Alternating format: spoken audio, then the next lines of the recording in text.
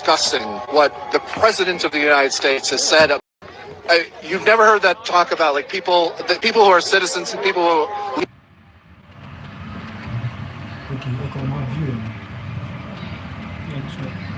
Unbelievable and unheard of. What is that?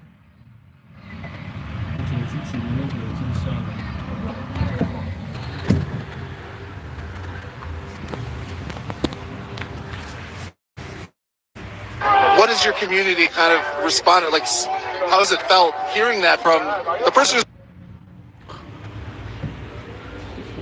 What he's saying is not even right. What's the deal?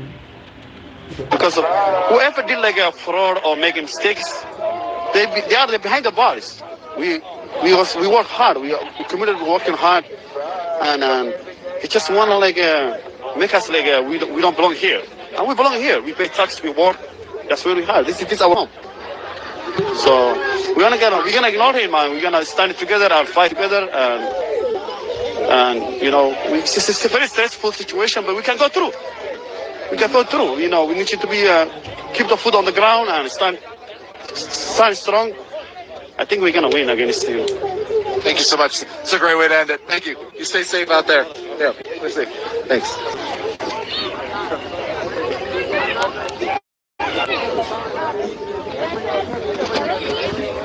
Take a moment, Ryan, that we're here, statuscoup.com/join. You can support our work for $5 a month. Keep us on the ground. Keep us in gloves and hand warmers that we're going through like crazy. It is, I don't know, John, do you know what the temperature is right now? It's cold. It's 23. It's a very cold 23. As somebody used to live in upstate New York, I've lived in Alaska, and so we're trying to keep warm. And if you can help us at all, go to statuscoup.com/join, $5 a month, and keep us in hand warmers and food and help us cover our hotels as we cover these important stories on the ground and talk to people in the community in a way that nobody else is. We're independent journalists on the ground. Thank you so much. Okay, you good? I'm just going to take a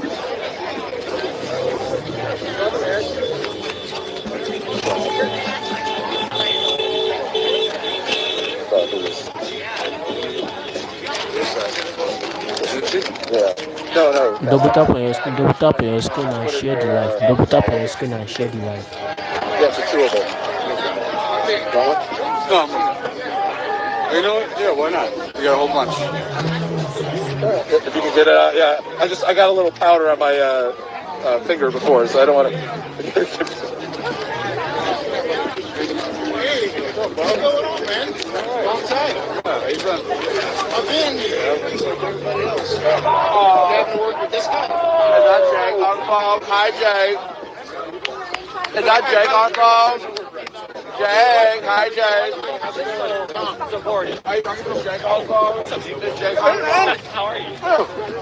Why on the phone? I was say we found one person that's crazier driving than here in Ferguson, Mercado. He's a madman. He's great.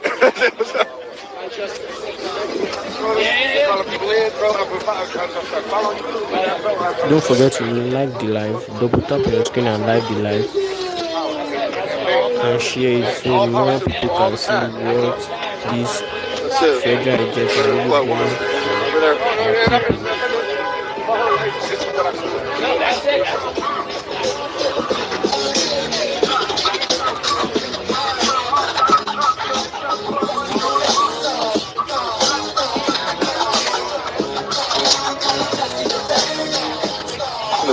Some of the dancing or whatever, just people being out.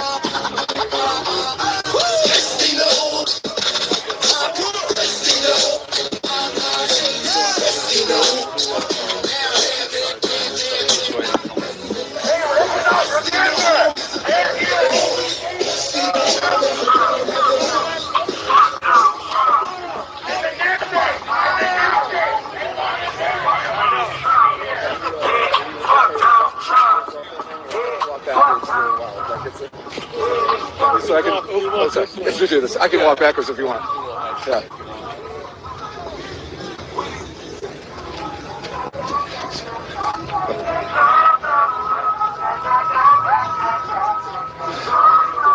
America right now, year 2026, we have to show up in the streets to say that no, the federal government cannot pull people from their homes, U.S. citizens, residents, shoot them as they try to drive away. But once again, 5 years ago, I was out in the streets here covering the Black Lives Matter protests. Tear gas, pepper sprayed, attacked. And we're out here again. We're status quo. Here on the...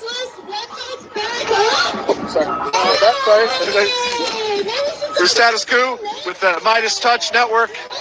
And we're back out here again, talking to people. You can see this mass crowd here showing up.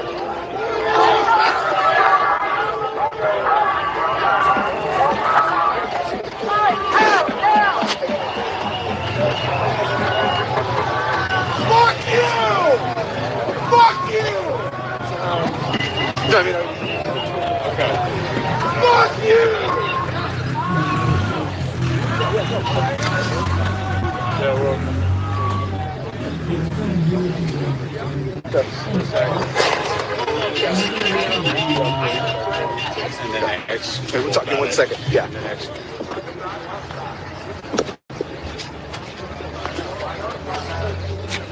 Share the live, share the live. Double tap on your screen and share the live.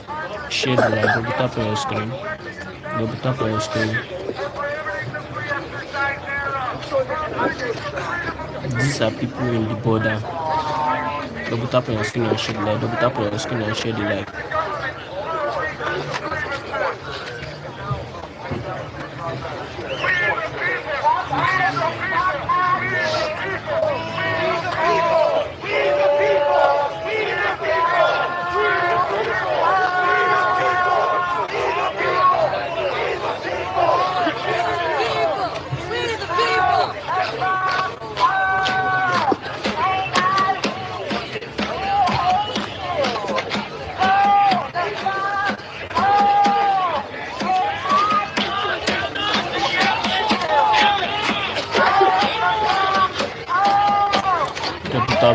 Double tap on your screen. Double tap on your screen. Share the live. Share the live.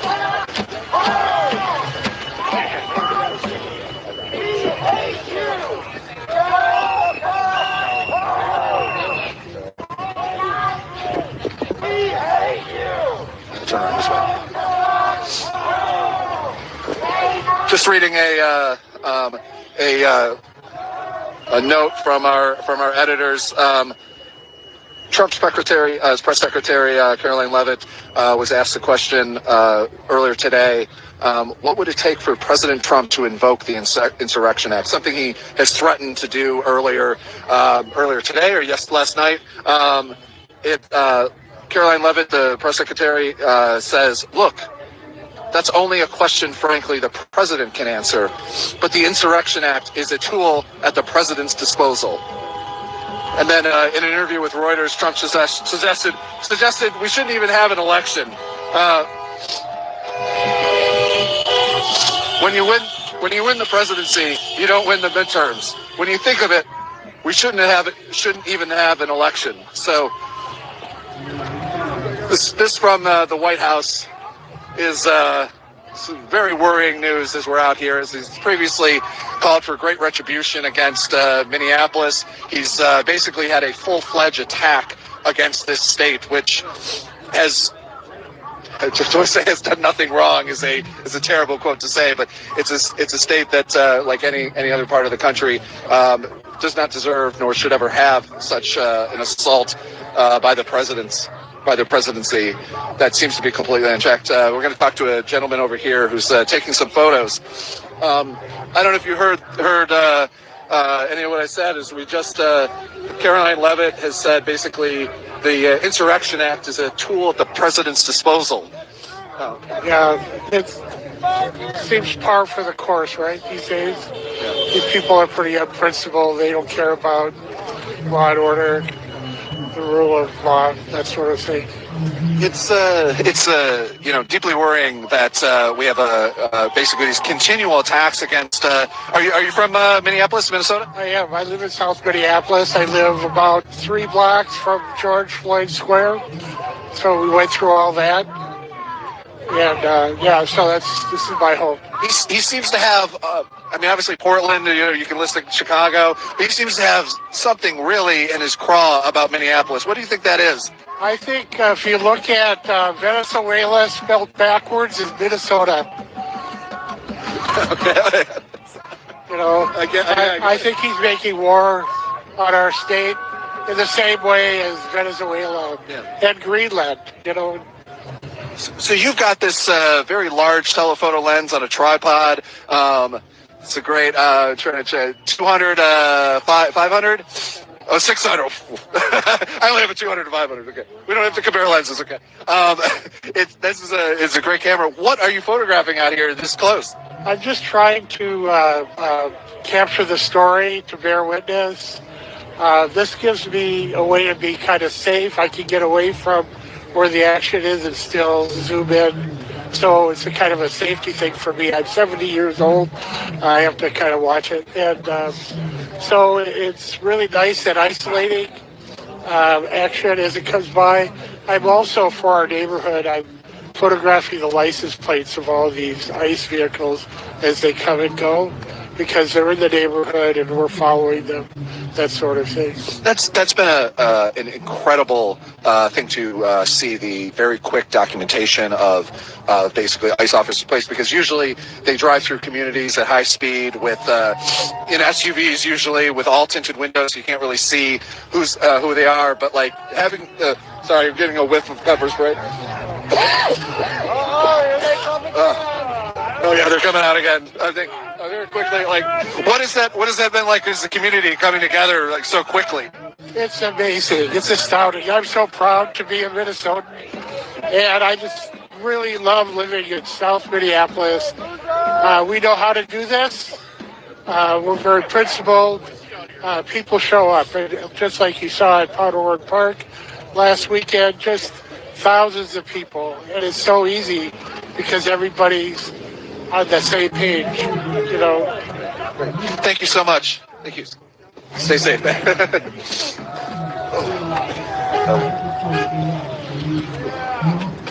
Just gonna take a moment. I don't know. I occasionally, like, it's really bad. You'll clean a camera or a jacket or hit the right spot, and pepper spray or pepper pellets or something like that will suddenly cause a dust up, and out of the blue, even sometimes weeks later, you get this coughing spurts from something you didn't even know you had. I'm not quite sure if we have a couple more officers showing up, so we might have another bum rush from them. But I'll tell a quick story about the covering a protest in Rochester, New York, shortly after the mass of the George Floyd protests. There was Daniel Prude was murdered by police officers in Rochester, and was carrying a camera messenger bag that I usually have around, and I had never experienced pepper pellets before, tear gas and kind of all the other things, yes, but pepper pellet guns that they shoot off, dozens and dozens of rounds in seconds, just like you just hear that noise. And what they're supposed to do is something I've documented before. We talked about, so they're supposed to shoot it at the ground, not at people and not above people's heads. And what they were doing was they were shooting signs in Rochester, and so the smoke, the powder would drift down. But also sometimes they were regularly shooting people. And what they were doing was they were aiming at my camera bag regularly. So when I finally finished after long hours of marching around the city, being chased at full speed running, I got in the lift ride and put my bag down and like kind of hit it, and poof, a big smoke. And so I basically smoked out or powdered out my poor Lyft driver, ending up tipping quite a bit more for that apology. So this is, so if you hear any of us like or see anybody just out of the blue like start coughing and spitting, it's either maybe hopefully we don't have anything, but it's usually just like a little puff of a pepper pellet we got hit by, and it just explodes up again, weeks at a time. This jacket I wear anytime in cold weather, so this could have been from hell, Ferguson or something, but.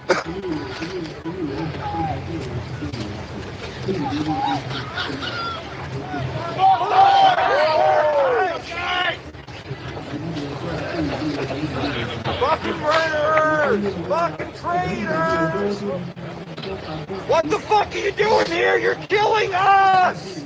You're killing us, you fucking pieces of shit! Fuck you! Fuck you, bastard! Sure. Yeah, sure. So you have a sign here. Can you tell us what it says? Yeah. This is Nicole Gerd. They murdered her, and they're not going to stop with her. Like, more of us are going to get killed by these people, and that terrifies the hell out of me. So is that I guess have you been out here before? Is this what was the original thing that kind of got you involved in these actions? The murders of the Hoffmans. I've been coming to these since then. I cannot believe that is where we've gotten. This is outrageous. Where is the stopping point? Like, when do they just fire into a crowd? It's going to happen, and it scares the hell out of me. Yeah, I mean, last night on the streets in Minneapolis, they were just firing flashbangs continually into crowds, like with just no dispersal order or anything. No. Have you experienced like pepper spray? Oh yeah. No. I got to the corner probably an hour after Renee was murdered, and yeah, I saw people getting blasted in the face. I saw people bouncing their heads off the concrete from getting shoved. It is absolutely abhorrent. The next step is they're just going to unleash their real live ammunition on us, and we're going to have a bunch of dead bodies. Yeah, I mean, that's the press secretary, Caroline Leavitt, just said that the Insurrection Act, something that Donald Trump has, again, recently threatened to use against Minneapolis. You're getting it too? Yeah, there's something coming up again, yeah.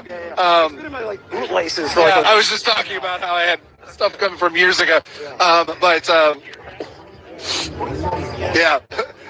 People were talking about that too, guys. We're like coming up again. But it's... I lost my train of thought. I'm sorry. Yeah. I'm sorry. Yeah. Thank you. The insurance, the president. You said it's in the president's arsenal. Yeah. Arsenal is the key word there. Like, dude, you're like crying. Like, you're tearing up. Like this is so fucked up. Like, they are going to eventually. Like, even the morning after they killed Renee Good, I was out here, and I saw later that night one of them had pulled out a gun and shoved it in someone's face.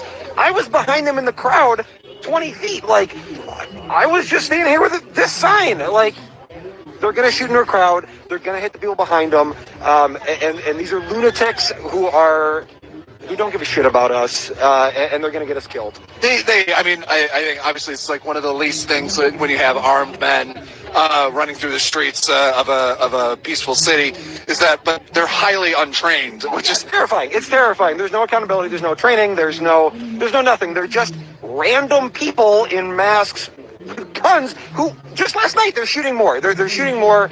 They're going to kill more people. And it breaks my heart. It breaks my heart that they're going to kill more people.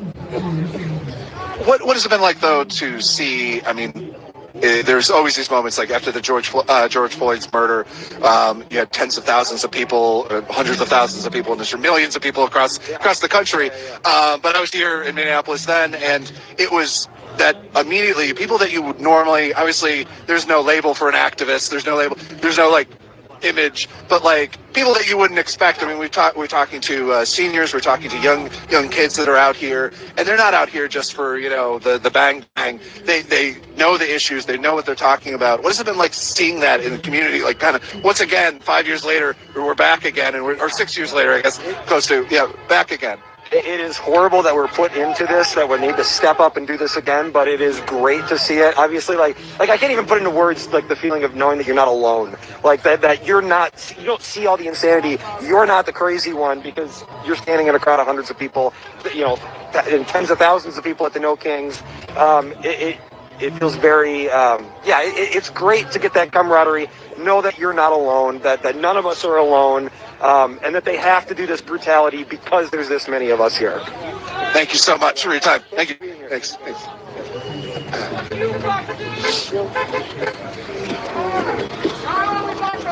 What's up?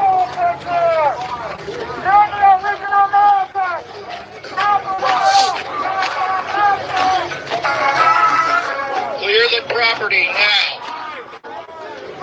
You have been warned.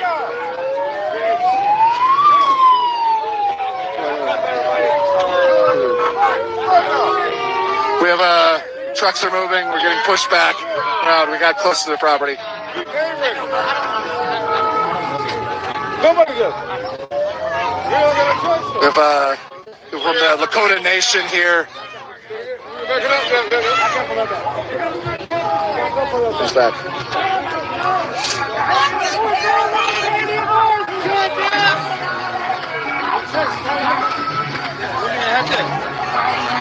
So only the elected officials want to approach, and they want to do a diplomatic.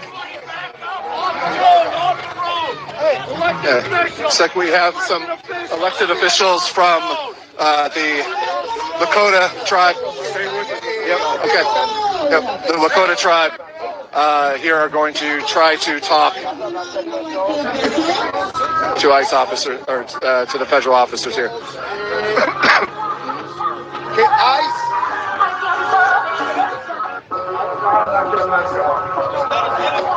Hey, everybody back! Hey, these are tribal members. Hey, stay right here. We've been asked to stay back by members of the nation. They're approaching with a flag. We're told that they're elected officials from the Lakota Nation. Back up a little bit. Hold on 1 second. Yeah.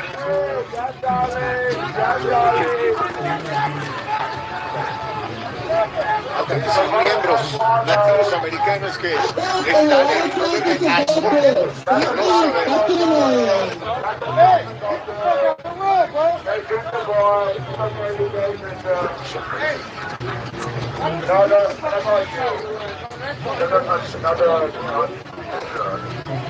Allow the Nazis to get into the circle, please.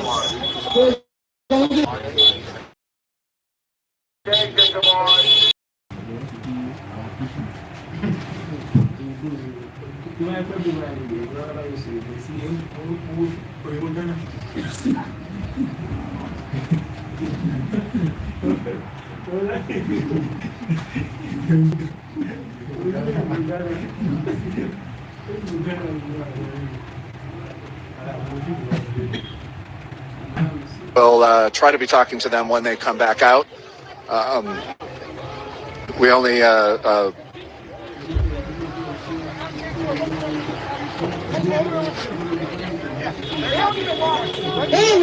another confrontation with a right-wing gay.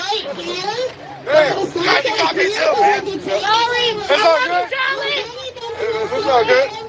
Fuck this motherfucker, man. Go with your people over there. Hey, put the boombox down, bro. We gave you that culture, man. Just stay Little hut, baby. Little hut. Good job. Double tap on your screen and share the live. Double tap on your screen and share the live.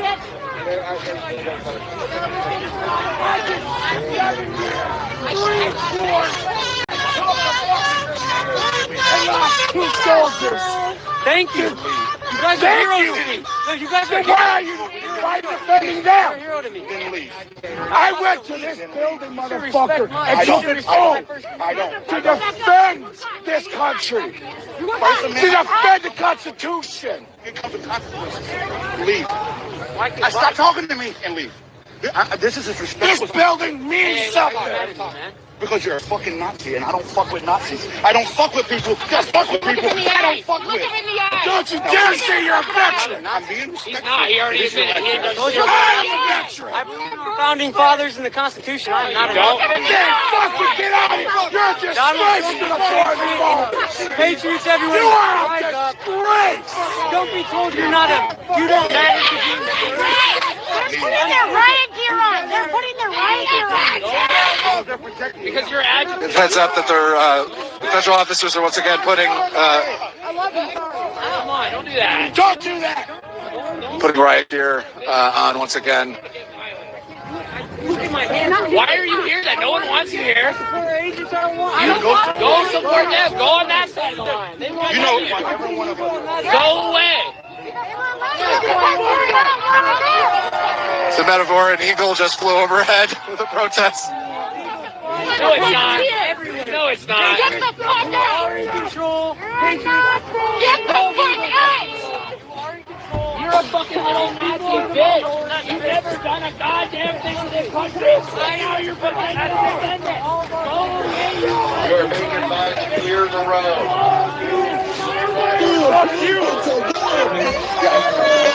We're getting warnings from the LRAD cannon on top of the car, as you can see across the street.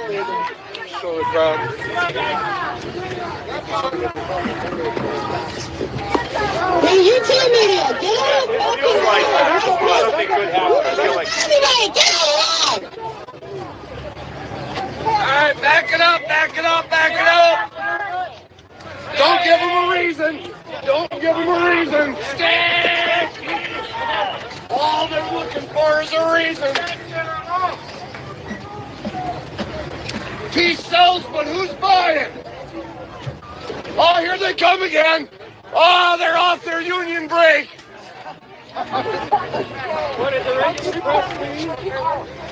You guys finish your bologna sandwiches?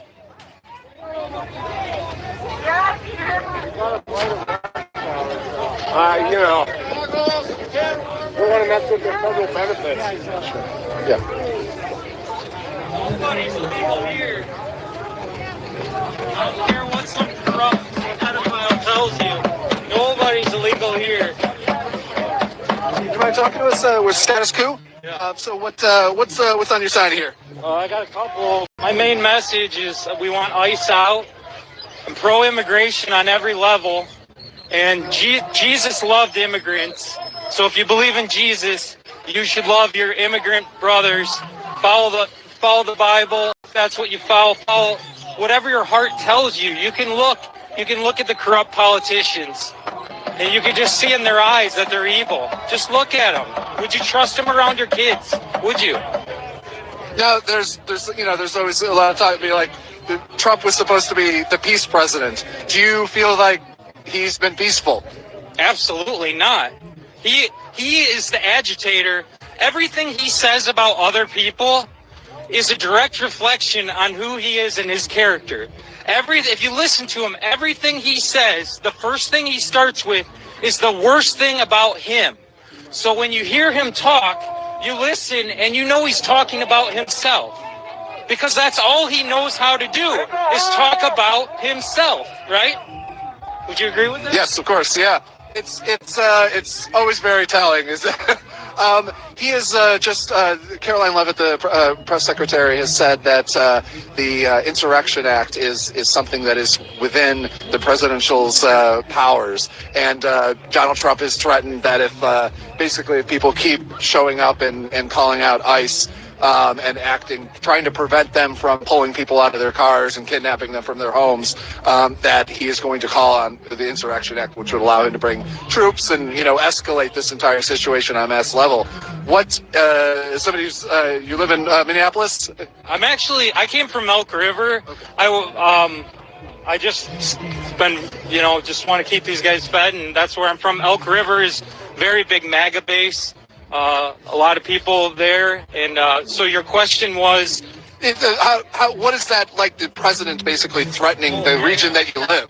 yeah, so he wants us to be violent. And the thing I'm the most proud about Minnesotans is no matter how much they agitate us, they're not going to make us violent. The only way they'll make us violent is if we're defending ourselves, right? Which we are under attack right now. We are under attack. So we should have the right to defend themselves.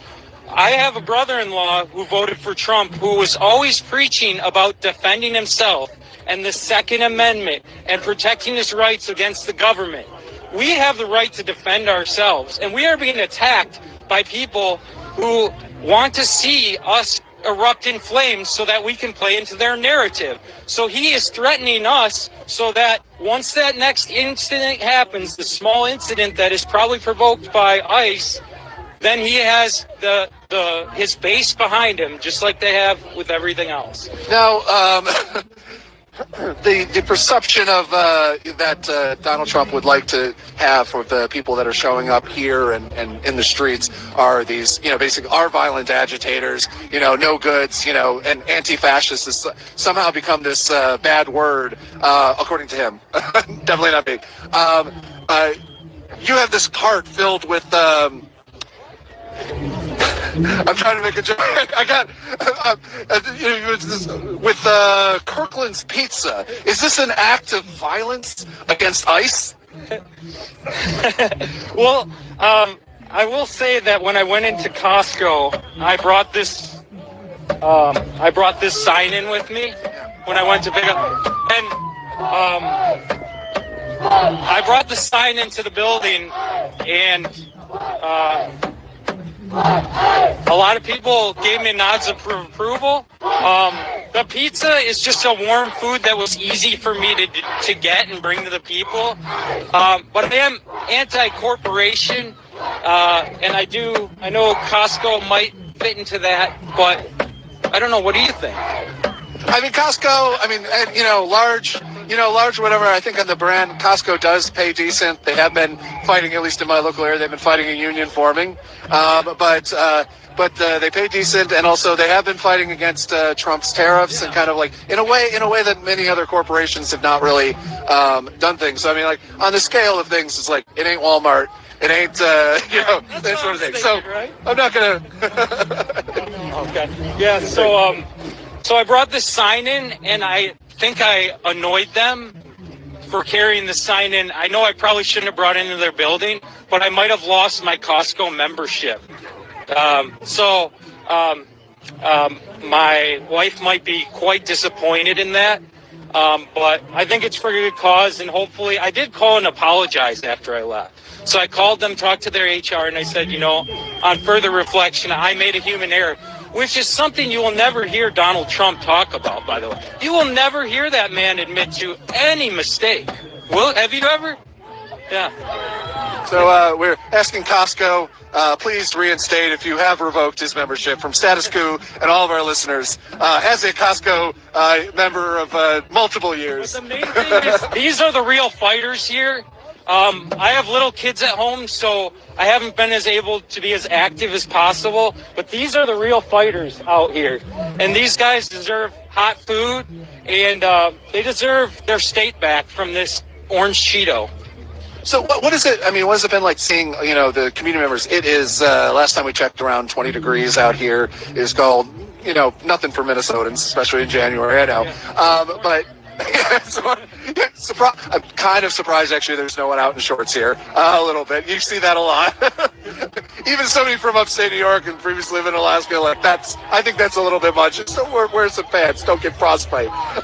Like our unfortunate cameraman did a little bit earlier. Not this been our other camera guy, thankfully. This is one of the reasons. Getting healed up. Yeah, we're giving him a little bit of a break. So he'll have to be back on the front lines real soon. But what has it been like seeing this many people show up, really usually on short notice, and people in the streets stopping ICE, or at least trying to stop ICE and documenting, which is really the most important thing, I think, is that like it feels like a Minnesotan thing. You guys got the DFL, you guys have like a labor and kind of a community thing about y'all. Well, I will say Minnesotans are wonderful people, but like any community, we have our downfalls and we have people that need to open their eyes. And coming from Elk River up north, I was absolutely disgusted with the comments I've seen from people that I look at in my community.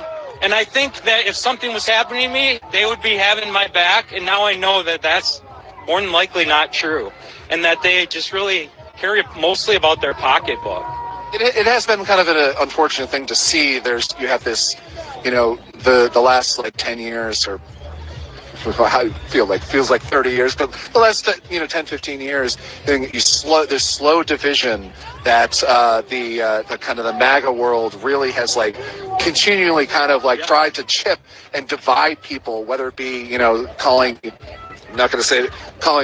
Somali immigrants and Somali people that live here and lived here for decades and generational, like calling them horrible things, and slowly dividing like everybody. Say something. So I moved here in 2013. I have never had an issue in my life with anyone who is an immigrant or an undocumented immigrant. Never in my life. But I have had a lot of issues with the wealthy people taking advantage of people who really aren't financially savvy and just trying to really cut into. So I don't know. I mean, I just had to mention that. Sorry to cut you off. Just moving people back here so a little bit. So we're clearing the road. So clearing the road. Status Quo. Status Quo. Yeah. We're on YouTube. We're with the Midas Touch Network. We have a partnership with them. And take a quick go for it. Picture so I don't forget. Thank you. We've been out here for a week, so we're live streaming right now, and so we have tens of thousands of people at any given time watching. I see a lot of the Midas Touch online, and I just really appreciate you guys fighting the good fight. Thank you. Thank you so much for saying that. Thank you. It's helpful. I'm usually getting screamed at protests I cover because I cover the other side, the right wing a lot, and it's always nice to have a thank you as opposed to a F you. So. Are they just spraying? No, what it likely is, you have the wind coming up, and see all these powder marks, the white marks here? That's all the pepper pellets that hit the ground. And so that is really harsh on the lungs. Just breathing in. And that's another thing I want to mention, that it seems so financially motivated. Everything seems so financially motivated, but then here we are throwing pepper grass into cars with children and bringing all these weaponized people that's costing $26 billion for this private army. Yeah, it's the money only matters when it's something they don't want to spend, and so you got to. Okay, well, I think we're gonna take a quick break, bro. Thanks so much.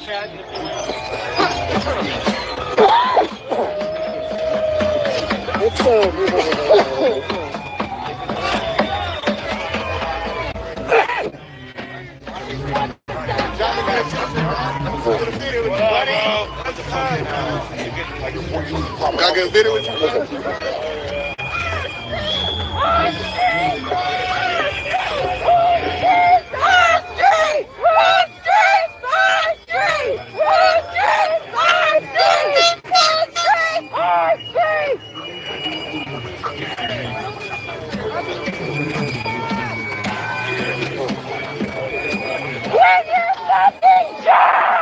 You're working for terrorists!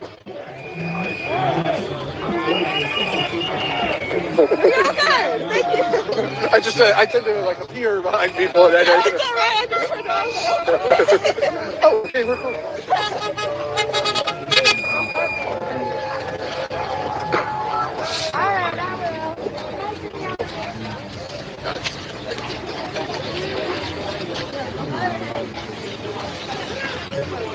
Double tap on your screen, and share the live. Double tap on your screen and share the live. Share the live, double tap on your screen. It's a quick moment to remind you all that you're watching Status Quo, often potentially on the Midas Touch Network.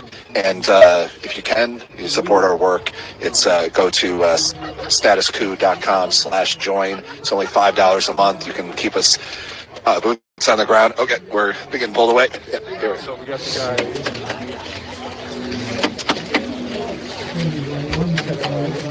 His name is John. He's the one who was tackled right here. Yeah. He's a photographer, freelance independent photographer. His phone was taken, possibly by an agent. They're tracking it now. His camera's missing. It's right here. Oh, they got his phone. They got his phone. Okay, hold on. Hello? He's talking to his wife. Yep. He's the one that was tackled here.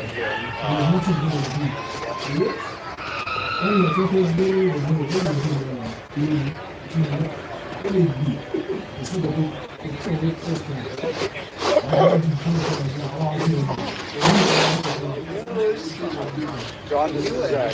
Zach, John. I don't know if I got spray on me. I was about to say, fist bumps are always a good idea. We were just coughing a bunch. So, are you okay to talk, or you got somebody waiting on the phone? I'm okay. Hey, Kelly, I got John here. You want to talk to him for a moment? Okay, here we go. Yep, no worries. You got to move. Yep, no, have that conversation. You just gotta. We're just waiting here for to talk to somebody who was arrested and pulled. He's missing a bunch of. He's like a photographer and here at the Whipple Federal Building, and was pepper sprayed. And he just got out. He has a Homeland Security bag with his gas mask and personal items, it looks like. And just waiting for him to finish a personal call with his family.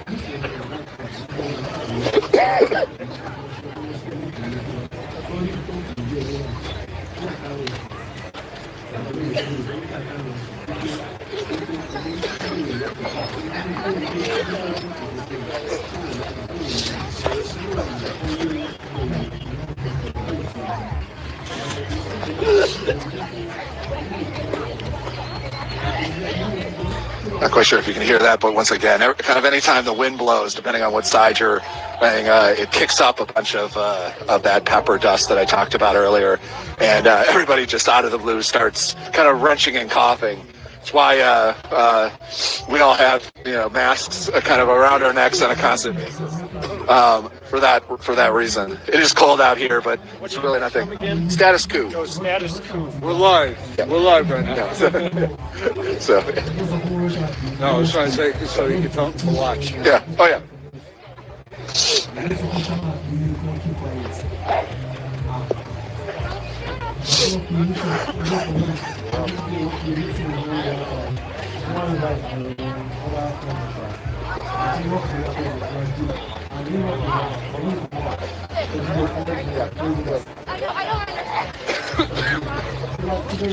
Okay, sorry guys. Yeah, face this way, guys. All the pepper is coming in this way.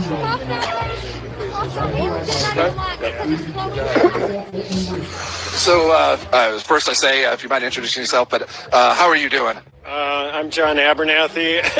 I'm doing a lot better now than I was a little bit ago, but yeah. You have were you pepper sprayed, or what? Tell me what happened here. Well, they tackled me right over there, and I don't know if it was pepper spray or tear gas or what it was, but I saw a hand come around, and it was literally like right here, sprayed it right into my eye. What was this part of just one of the normal pushbacks, and you were like the person they grabbed? Yeah, there was the pushback, and I was on this side of the street, and starting into this like parking lot entry, and I can't remember what I was doing, and I got hit from behind. I didn't even think they were like a problem because I was facing away from them, walking into this area, and then I just got hit and went to the ground, and then yeah, I don't even know why they tackled me. Yeah, so you're a photographer.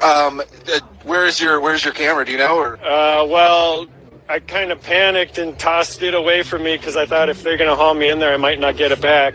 So I tossed it, and someone grabbed that and my phone, and I was looking all over here for it, and I couldn't find it. But my wife is in Florida. I had a friend here call my wife, and she was tracking my phone. It's going down Lake Street, and apparently another photographer has it, and he's saving it for me. So. Oh, that's good. Okay, I was worried that it got into the system there. Yeah, I was actually more bummed about that than the pepper spray in the eyeball. Like, you definitely are a photographer. They're like, we heal, but like, the cameras don't. Well, I was in there and they were writing me. You know. Yeah, let's see. Can you show me your bag here? They gave you a nice bag as part of your experience. They gave me a bag, a citation, and I'm like, they're like, "Are you okay? Do you need medical attention?" I just want to know where my fucking camera is, like, but. Did they check your ID? What was the process when you got inside? Once I couldn't see anything, so they had two guys holding me and walking me in, and I'm starting to shake because I'm getting cold, but they walked me in, sat me down. Here's a hand warmer. Oh, thanks. That'll help a little Appreciate bit. it. Yeah. They took me outside and sprayed my eyes with water, and then they used wipes on my face to try to wipe it off. And then while I was in there, I was totally fine. I didn't have any burning going on anymore. And then, they took my ID, they searched me, and looked through my stuff or whatever, and then they wrote a citation for obstructing, but they said, we're going easy on you because we also have video of you spraying somebody with pepper spray or bear spray. And I'm like, I didn't spray anybody, but like one of those those firehead extremists that were here, I saw one of those guys have he had a pepper thing in his hand, or bear spray in his hand. He was threatening to spray people, and when he was like yelling at somebody or something, I grabbed it and I threw it under this tree over here, and they maybe saw me grab it, but I don't know. Were you here during all that? Yeah. They've weirdly been not assaulted or arrested, even though they've been walking in the middle of the street back and forth. Exactly. They were right in front of them, and they got pepper spray and whatever, and they're not doing anything to them. So I'm like, okay, I'm just going to grab that and throw it because that guy's going to spray it on the crowd.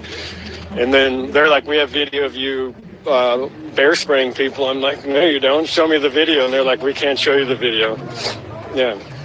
So did they ask you whether you're a citizen? Did they ask you any of that sort of info? They said, they asked me why I was here. And I said, I'm a photographer. And they said, who you work with? I said, I'm independent. And they asked me, they didn't ask me if I was a citizen. They asked me, where I live or whatever, and then they have my ID, and they asked me if that's correct address. So they wrote everything down. We just had different experiences of people that were arrested and detained there. So, yeah. No, you're okay. You got to keep warm, man. You do what you need to do, yeah. So, that's probably, it's also been kicking up here, so if you get a little dust or something like that. So, how are you feeling now? You're better, or are you? Right, at this minute, I'm pretty good, but, it was miserable for a while. Yeah, I couldn't, like when I was on the ground. Were you guys around when I was on the ground? I think so, yeah. Yeah, I couldn't breathe at all. I could see a cloud around me, and there was a couple of guys on top of me, and then they were screaming at me, and I'm like, what the fuck? I didn't do anything. I'm just standing here. And then they sprayed me in the eye. I'm like, all right, go ahead and take me. I can't take it anymore. What is that? What is this like? You're American. You're here just protesting. You're not doing anything violent. Then you were just suddenly attacked by federal officers who bum rushed the crowd. And I'm not like protesting as far as like no signage. I'm not screaming. I'm not doing anything. I'm just here taking photos, and I turned my back on them, and I got bum rushed and taken to the ground. What has it been like seeing the community come out here against for these actions? I think it's important for the community to come out and say what they think, because people have to speak up for what they want and what they don't want, and there's clearly a lot what they don't want going on around here. Okay, well, I'm going to let you go warm up, and thank you so much for your time, and you stay safe. Okay, hopefully you get your camera back. it sounds like I will. I'm happy. That was literally the biggest bummer. Yeah, I know the understanding. Yeah, I've been there. So thanks so much. Okay. So once again, we spoke to somebody who was, knocked down, hit during one of the bum rushes of the crowd, and bum rushed in, the crowd, knocked down to the ground, and pepper sprayed at point blank range for, as far as I can tell, no reason whatsoever. Not that there would be a reason to do that. That's not the way that you're supposed to use these chemical sprays. And then pulled in, arrested, given a citation for, that's kind of the answer, which seems to be anything.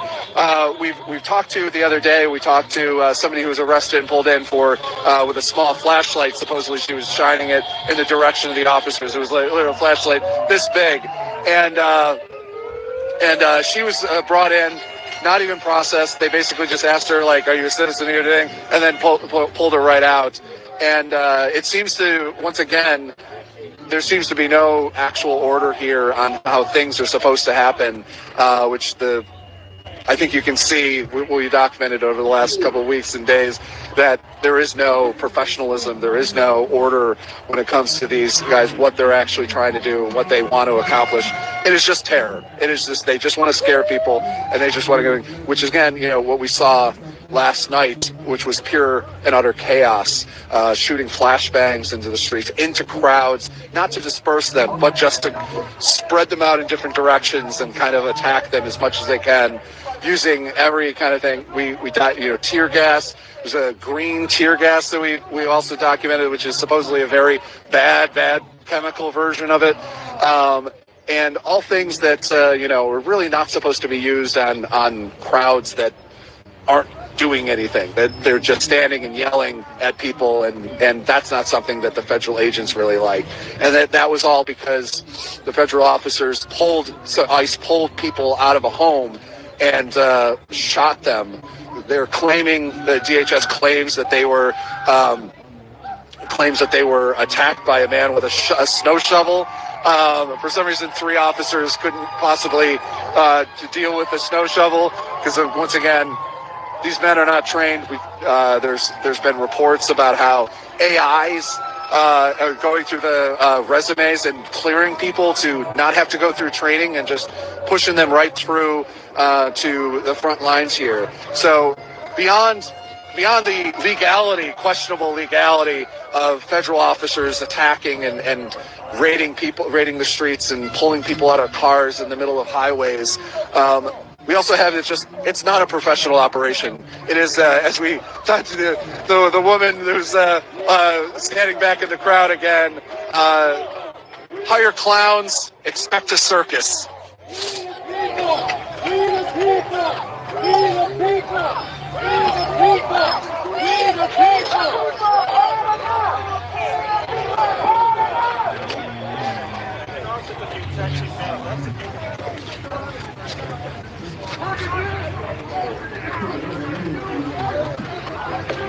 Just to give a little picture of the scene here. All these people are here. The temperature, just while we were talking to the man who was arrested and pepper sprayed, the temperature just really seemed to drop. There's a much colder wind here. These people are out here in the streets and are going to be in some of the coldest weather in the country, at least in the lower 48. It is going to be on Friday and Saturday. It's going to be in the negative temperatures, -8, -10, 11 is supposed to be. Thank you for being here. Thank you so much. Would you mind talking to us while you're out here?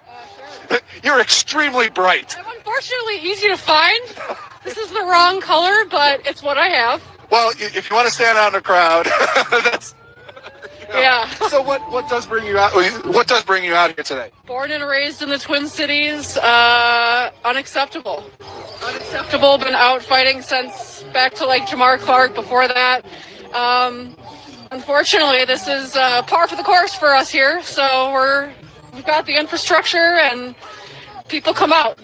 And it's, I mean, as you're Minnesotan, you have the gear already. I had to buy some new warming things. I've been living down in Virginia in a warm climate where we get like 3. Nice. Yeah, I know. I used to live in upstate New York and Alaska, so I got it.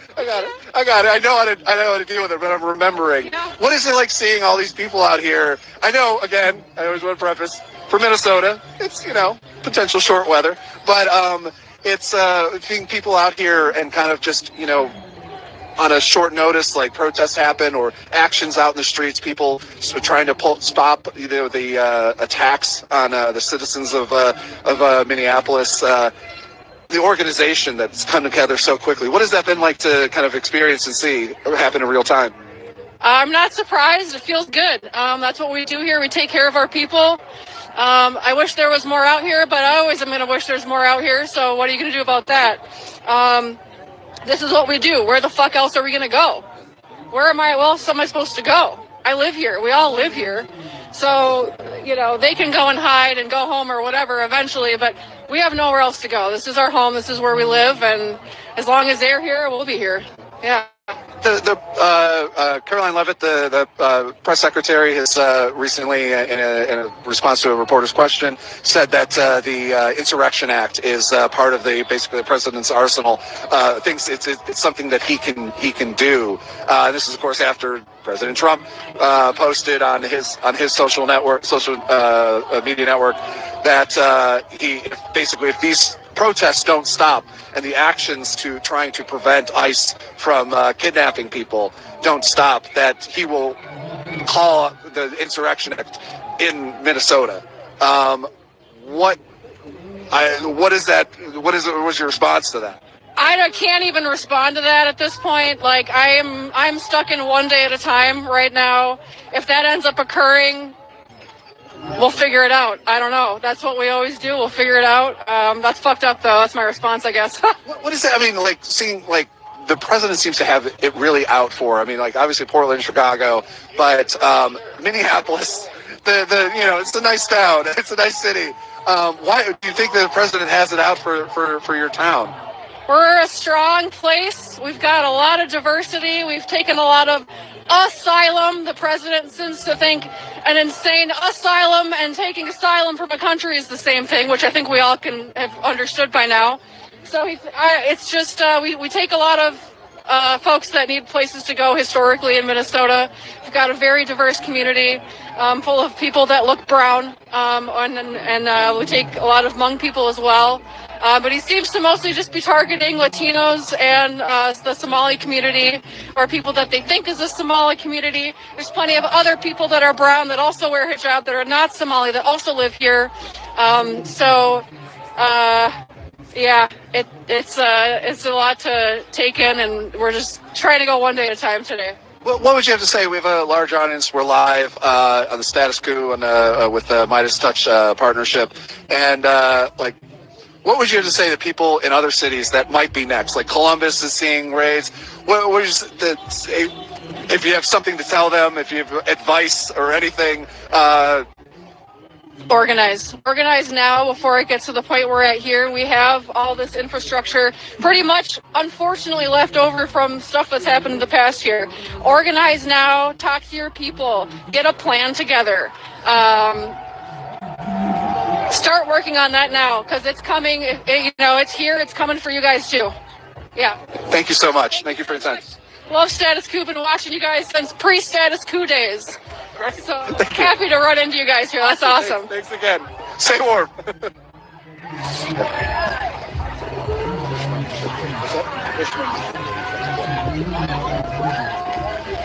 And of course, after that, we're continually getting really nice call outs. Our own. We don't have to do it ourselves sometimes, but remind people that you can go to statusquo.com/join and just for $5 a month become a Status Quo member and support our work here out in the streets in the freezing weather. It is starting to snow a little bit, or maybe sleet. I'm not a weatherman, so excuse me.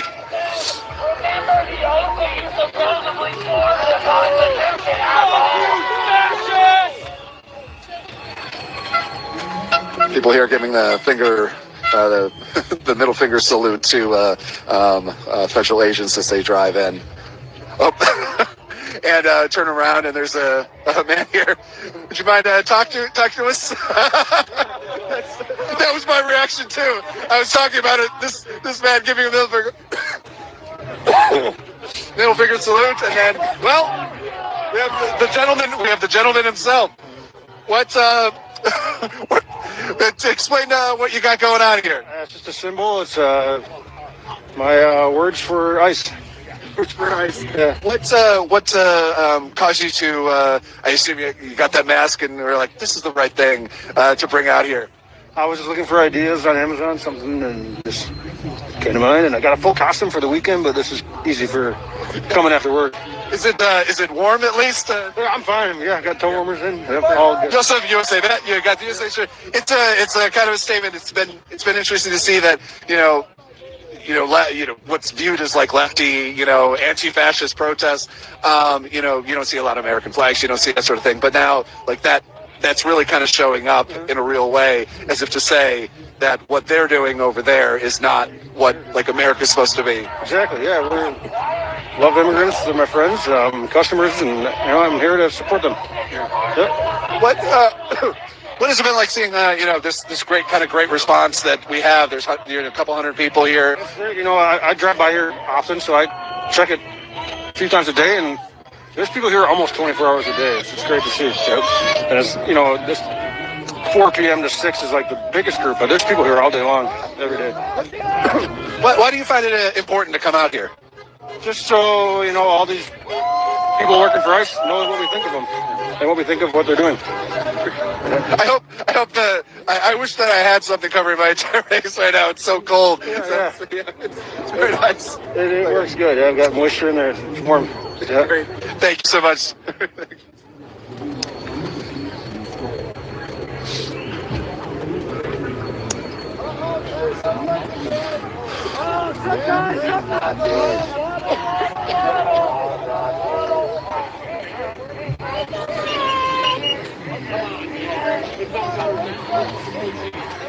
You guys out north yesterday? What's that? Were you out north yesterday? Oh yeah.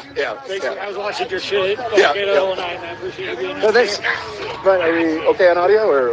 Okay. Oh, okay. Just wanted to. Would you mind? Would like to chat with us for a second or? Sure. Yeah, sure. So what brings you out here today?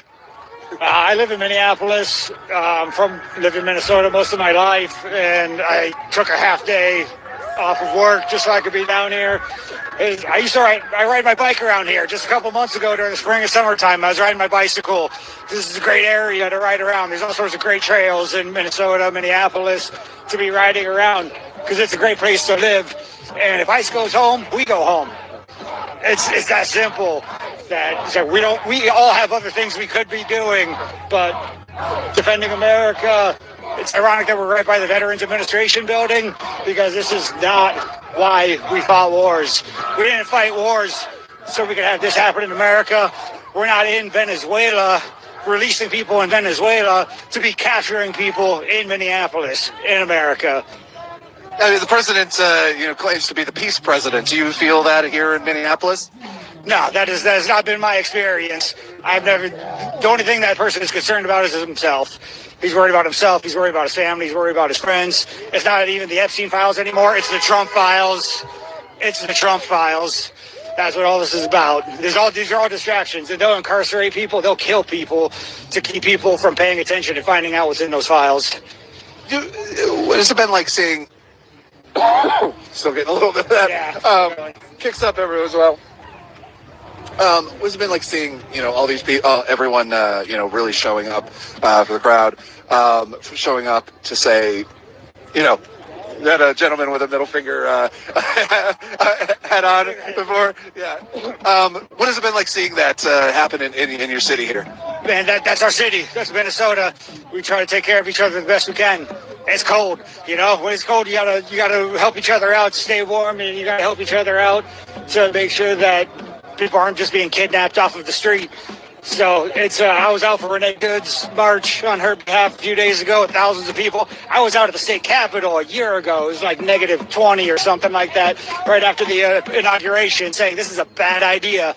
I was saying at the capitol this is a bad idea a year ago, and coming up it's a year later, and it's a bad idea. The president seems to have, like, there's Portland, there's Chicago, but Minneapolis in a way that's a real hatred, a real something for this city. Do you think there's people who are known Minnesota is nice? Any reaction to that?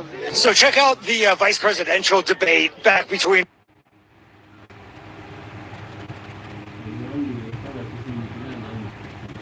Walz and Vance. They were very civil to each other, actually. It was a really cordial conversation between Vance and Walz.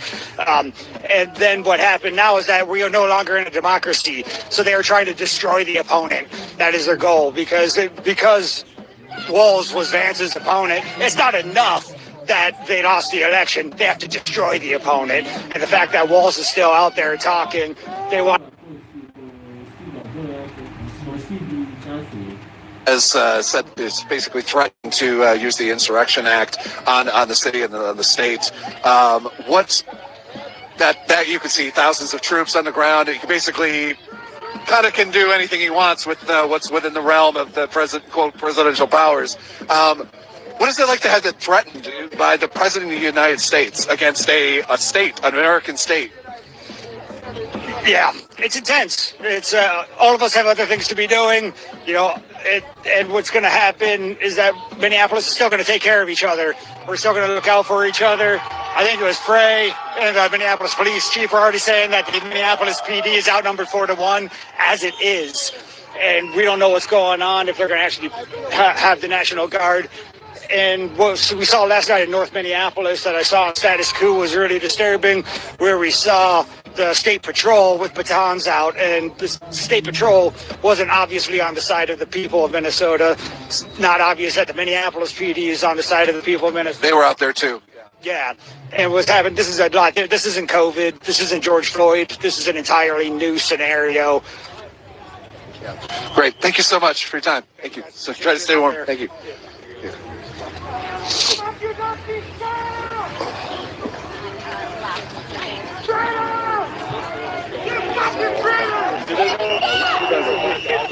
Is that the native? Oh, okay, yeah. Get the fuck out of Minnesota!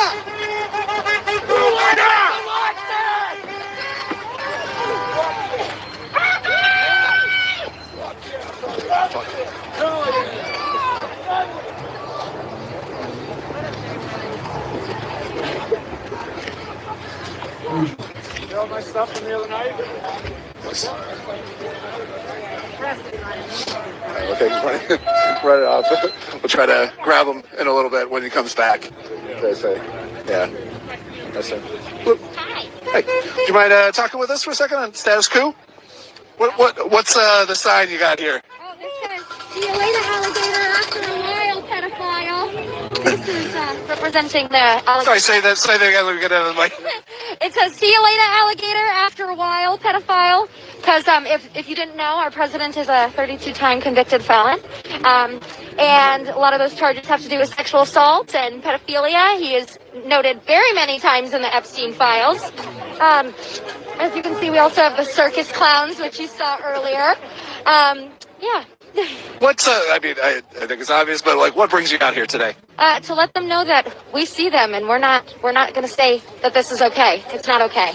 Is that? Do you feel? Is that like they're continually pushing people just back a little bit, like 5 feet back to the sidewalk, and using really just incredible amount of force? Like we talked to somebody who was pepper sprayed point blank in the face and pushed to the ground. It was too.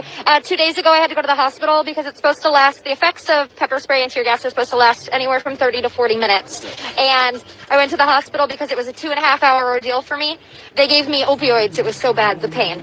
And they coated me in milk. I was shot point blank. I have the footage of that 3 times. I'm pretty sure they're using bear spray now, which is more intense. And then they shoved me while I was blind and shot me directly in the leg with a rubber bullet and a tear gas canister. And you're still out here. I'm still out here. What pushes you to have that sort of, you know? I'm a very strong-willed woman. You can ask my husband. I do what I want and what I believe in. And the other thing is there's plenty of people who can't have their voices heard out here.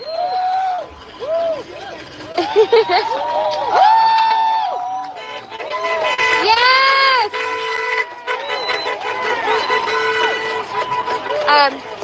So that is something you say. You're a strong-willed woman. This is something that seems, at least when it's on this side of the road, it's something that the administration really has a big problem with, especially Trump. You know, calling reporters Miss Piggy, like all these things that they dare to question him.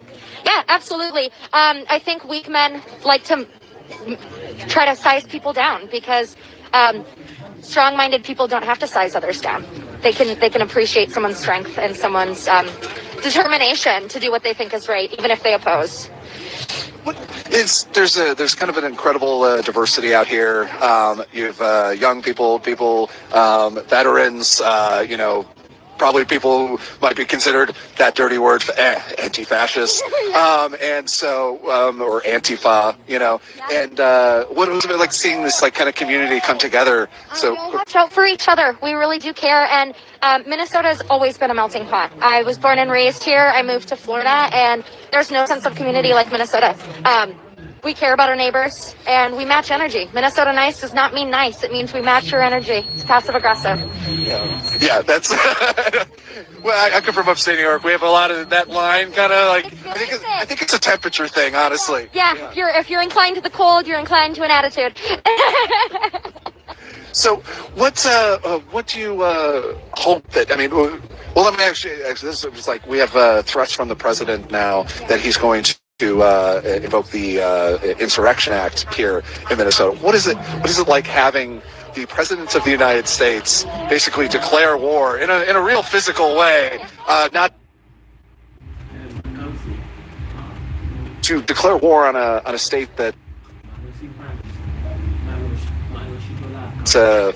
guys haven't threatened to secede, you guys haven't done it, you know, anything real?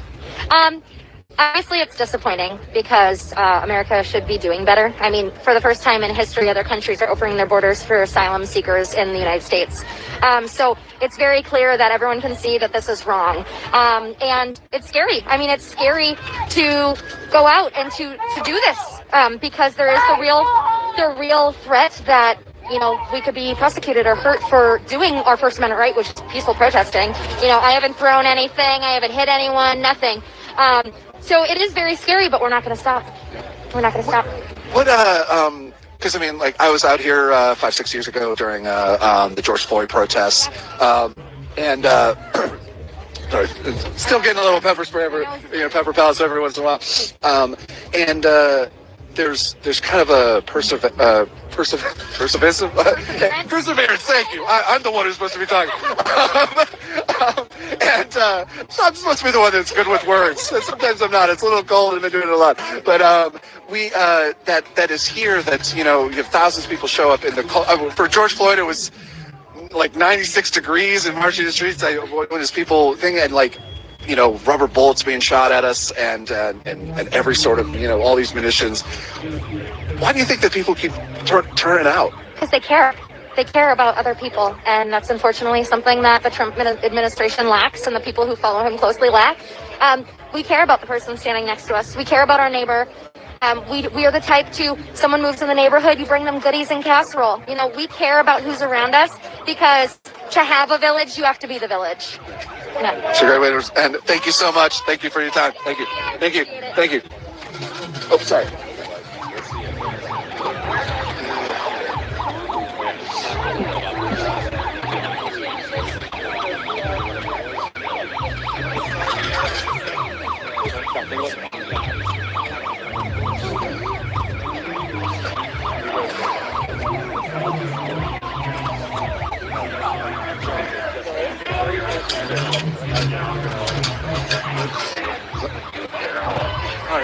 Let me see what's It's trying to remind everybody that you can go to statuscoup.com/join and support our work. Keep us on the ground, talking to the people who are keeping democracy alive here in Minnesota, Minneapolis. And unfortunately, as you've heard, everybody here knows that this is just the training ground. This is what they're going to bring this across the rest of the country. And we're already hearing words that there's been raids continue, like the way that we see here, people being pulled out of cars on the streets in Columbus, Ohio, which has always been, unfortunately, a target of people. Fox media is assaulting civilians! Fox media is assaulting civilians! Fox media is assaulting civilians! Again, make sure that you remember you can support, share us, tell everybody you know that this is where you can get the news about what actually is happening out on the ground.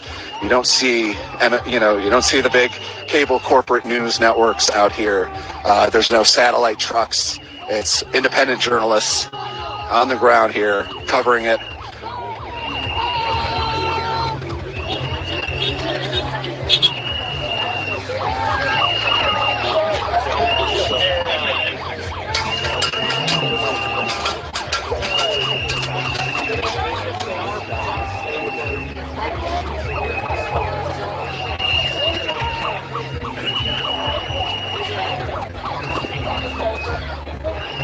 Excuse me, sir. Do you mind talking to us on camera? We're status quo. Hi. So you came in here. You came in here with the nation. What was the delegation that came here to try to talk to? Just trying to find out where those other natives are, and why did they take them, and Can you remind viewers what happened? There's 3 nation members who were taken, I believe. If you remember. Oglala Nation. From And what do you remember? What exactly happened? Like, were they pulled? They were basically pulled in one of the raids. Is it normal? Yeah, just one of the names that like all the homeless people are underneath the bridge. Okay. So they just went in there and just ramshacked, and just because people don't have no IDs, especially the homeless people, they just swipe them up, and where did they go? How do we know if they're even in there? And we've had multiple reports of people being kind of disappeared into the systems. Of course. Yeah. What information do you get from there?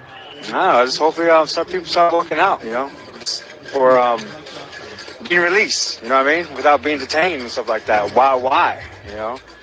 It is. It's the fact that immigration ICE raids, I hate to point out the deep irony of a native people being kidnapped by them. What are your feelings? It's hard to ask. Yeah, it is, because my family's been through it. We've been through taken away by the system, CPS, and all kinds of stuff, through generations. This is traumatizing to where they still, kids are suffering. They see what's going on. They know what's going on. They're not dumb. And all of a sudden, this comes along, and then they're just like, why? This is, it is, you make that point, is that this is historical. This is not the first time that you've had. Keeps on, it's a repeating history. So that's why we've got to learn history so it won't repeat itself. We have an administration now that would like to remove, this about the schools, about the Catholics, pulling from, what is the nation of, what is it like being reminded of that history? Here we're standing outside of another federal building that's Fort Snelling right over there.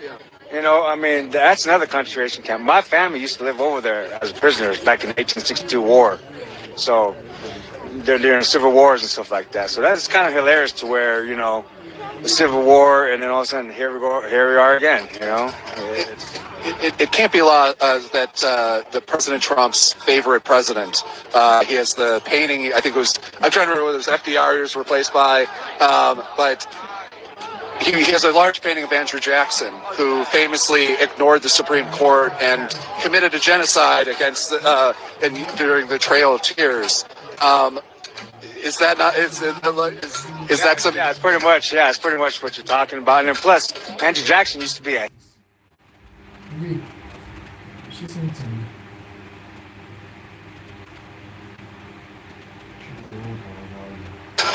But picking Andrew Jackson, a guy who, a lot of presidents have a bad record on the Native people, but Andrew Jackson really is like beyond call to even bring that out. Yeah, it's just yeah, you know. It's hard to respond when the absurdity of it is. What has it been like watching, this many people like show up in the community and organize to, for Minnesotans. We're Minnesotans. We stand up for each other. This is a community. That's what we do. When George Floyd happened, we all stood up and watched each other. So that's how we protect each other. Something I see Trump is like really regularly trying to do is divide people of color in this country. Yeah, definitely. I mean, it's what's coming to Saturday. It's a big old march of whatever coming through from down south coming. We even he wants to separate black people or Hispanic people, and now he's attacking the Somali communities here and really hoping that other black people might join in on it. Yeah. That's just part of their game. That's how it is.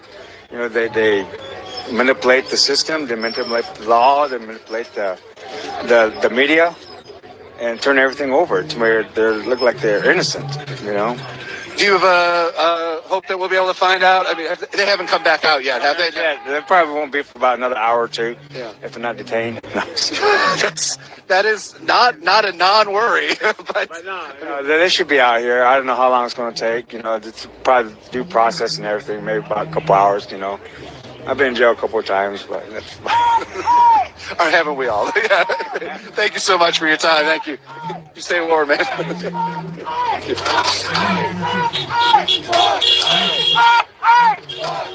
Just a reminder, once again, that we're out here, Status Coup. You can go to statuscoup.com/join and support our work. Talking to these good people out here who are standing up against the fascists that are occupying our federal government right now. And I also want to remind that special thanks to we're on the Midas Touch Network. We're rebroadcast. They've been giving us a big reach network, and you can again support us at statuscoup.com/join. Help us try to keep warm. And as the temperature has dropped yet again, I think, and the pepper balls keep still in the air. Oh no, that's snow. I think is coming in. And so it's been contrasting from last night, where it was just continual ritualistic attacks on the protesters that were, or not even protesters, community members that were just out in the streets trying to see what is happening in their community, when ICE is able to just drop in their tinted SUVs, kick down doors and pull out people out of their homes, potentially shoot them, and we're down here covering it, and it's been inspiring to see this many people show up in the cold, out in the streets. Today has been extremely peaceful. People are just calling out. You have cowbells. You have people with flags. You have people with signs. Let's see. Yeah, that's what I forgot.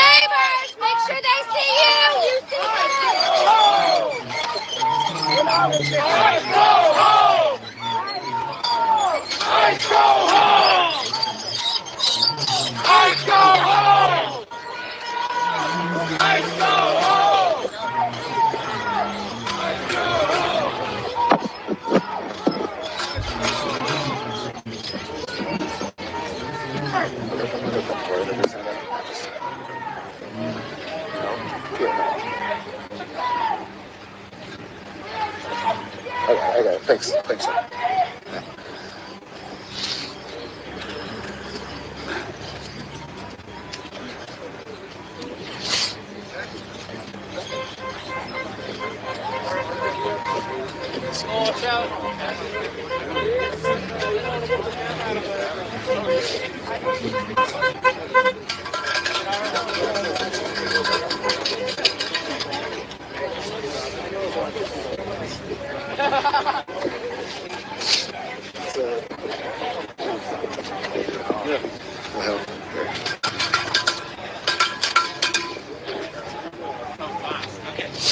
Just walking over here, we have a bunch of really some creative signs. We have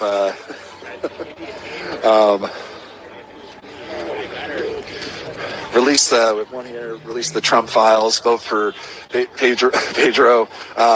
Pito. It says crossed out down here at the bottom. Oh my God, what was that movie? I'm blanking on it. Oh, Napoleon Dynamite. Napoleon Dynamite. Yeah. Wow. Oh God. I went to film school. That's embarrassing. I'm subscribed. Oh, thank you so much. Would you mind talking to us? I can't. Oh, okay. My face is everywhere. Just got to thank you from a subscriber, which is a good time to remind everybody. Thank you so much. You can go to statuscoup.com/join, $5 a month or more if you like, and support our work out here in the streets. The cold streets of Minneapolis. We have another sign here, spray painted F Ice. I know we can swear here, but I sometimes try not to, so we can clip it later. Jonathan Ross is a murderer. Believe me, I'm a person who's very okay with swearing, especially in times like these. So, another sign, Jonathan Ross, the man who shot and killed Renee Good. Jonathan Ross is a murderer and a coward. Democracy protects. Rulers threaten the vulnerable.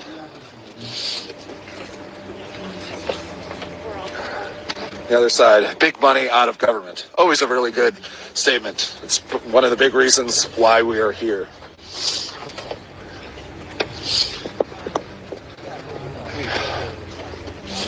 Just want to see this. Want to get the sign. Would you mind talking to us, or? No? Okay. Yeah. I feel like that's the. Sure. Good. This is ice here. Ice inflict chaos everywhere, which is very much what happened. Ice inflict chaos everywhere, which is very much what was description of what happened last night in Minneapolis when they raided a home, shot someone, and kidnapped people. There's other reports where ICE pulled an entire family, including a very small child, I think it was a toddler, out of a car. They were just driving by. They threw flashbangs underneath the car. I'm still waiting. Potentially have video of that at some point. Just waiting for somebody to send it to me. We have what's that? See. One of our colleagues has a large white SUV that says press on it, and it's been incorrectly identified as ICE, because I think that ICE has been potentially using rental cars and the plate registries that the activists here, or the community members have, where they document ICE vehicles so they're able to track them in the community before they do their kidnappings. They have, I think that they're using that sometimes they get wrongly logged or they don't change over when it's a rental car or something like that. So if you see a large white SUV that says press on the side of it, it is press. It is a colleague of ours. We were in that car last night, so keep them safe. They're friendlies.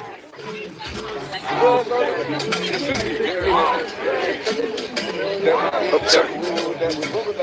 The sign over here that says treason plus murder equals ICE. Simple math.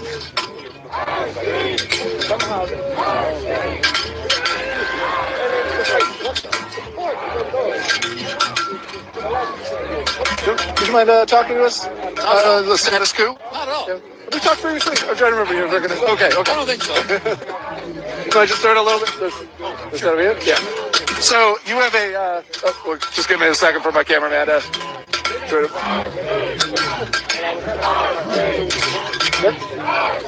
Yep. So you have a sign here. It's I just noticed. It's on a rake. It's on a rake. Okay. Yeah. Couple of symbols there. Yeah. Treason. Gothic, and then the townspeople coming to City Hall to express their displeasure. Yeah. And so it says treason plus murder equals ICE. Simple math. Correct. What does that mean to you? Well, I was given this pocket constitution. As you can see, it's not very big. It's not very big. It's not very thick either. It's a pretty easy read. And from my read of this, what I've seen is I've seen the First Amendment violated. I've seen the Fourth Amendment violated. And it doesn't really matter what people are protesting. I absolutely stand with their ability to do that. And these here United States of America. What I'm seeing is a violation of the Constitution. It's the support of a tyrannical government, and the actors in it, therefore, are committing treason, in my opinion. So I want to let them know that their actions are seen by us here in Minnesota as treason.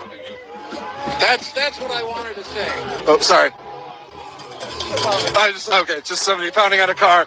Yeah. I got hit last night by a projectile in the back of my head, so I'm a little. Anytime I face, yeah, just a little bit. I got a helmet this time though. I was an idiot. Anyway, I apologize for that interruption. A little tear gas earlier today, but we came back. What has it been like, continually getting in a peaceful American city? I don't think I should have. There aren't any non-peaceful American cities. Continually getting, just for standing out here, cowbells, signs with plastic rake. I want to know also plastic rake. Just there's no. It's not a. It's not a violence. It's not. Just a symbol. And so. What has it been like, getting this from your federal government, from supposedly law enforcement officers? What's it like? I've never protested anything in my life, and here I am. That's what it's like. I think a lot of us who have read our Constitution and understand what's going on here are coming down to make our voices heard. Is this, have you ever protested before? Never. First time.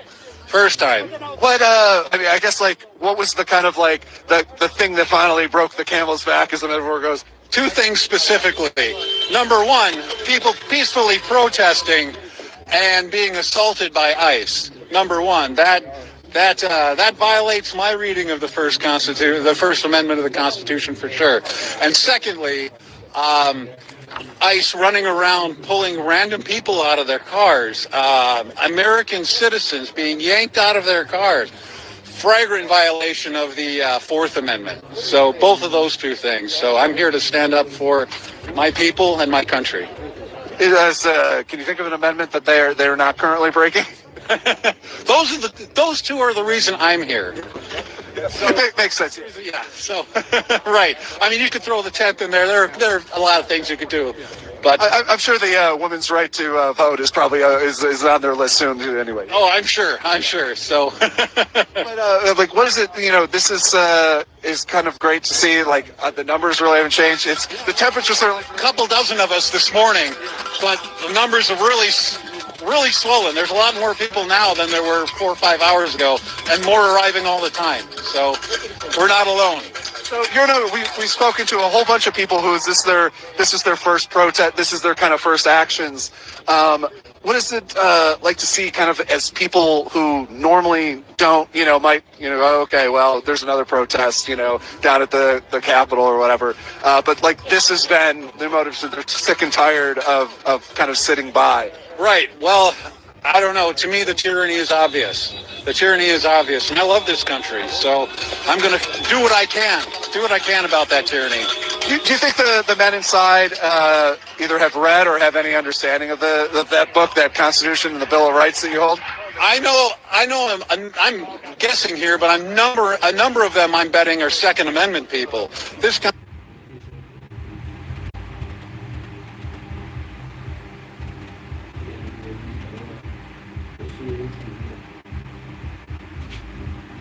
To understand them as well. And I hope that us being there helps them realize how they're seeing that what they're seeing is not an act of patriotism, rather an act of treason. I mean, even in the military is allowed to refuse to obey an unlawful order. ICE is not the military. They might think that they are, but they're not. But they're here voluntarily. They don't have to be here. They can leave. So I want to make sure that they understand that their actions to a lot of us constitute treason. I mean, that's some dangerous language there. I mean, Senator Mark Kelly had his military basically acts. I forget what the technical term is, but revoked by the president when he was saying, "Hey, just a reminder, you don't have to do these illegal actions." When National Guards troop were on the ground in D.C. Treason is dangerous business right here in the U.S. of A., and that is a fact. That is fact. That's great answer. And again, treason plus murder equals ICE. Pretty simple math to me. Pretty simple. Thank you so much, sir. Thank you.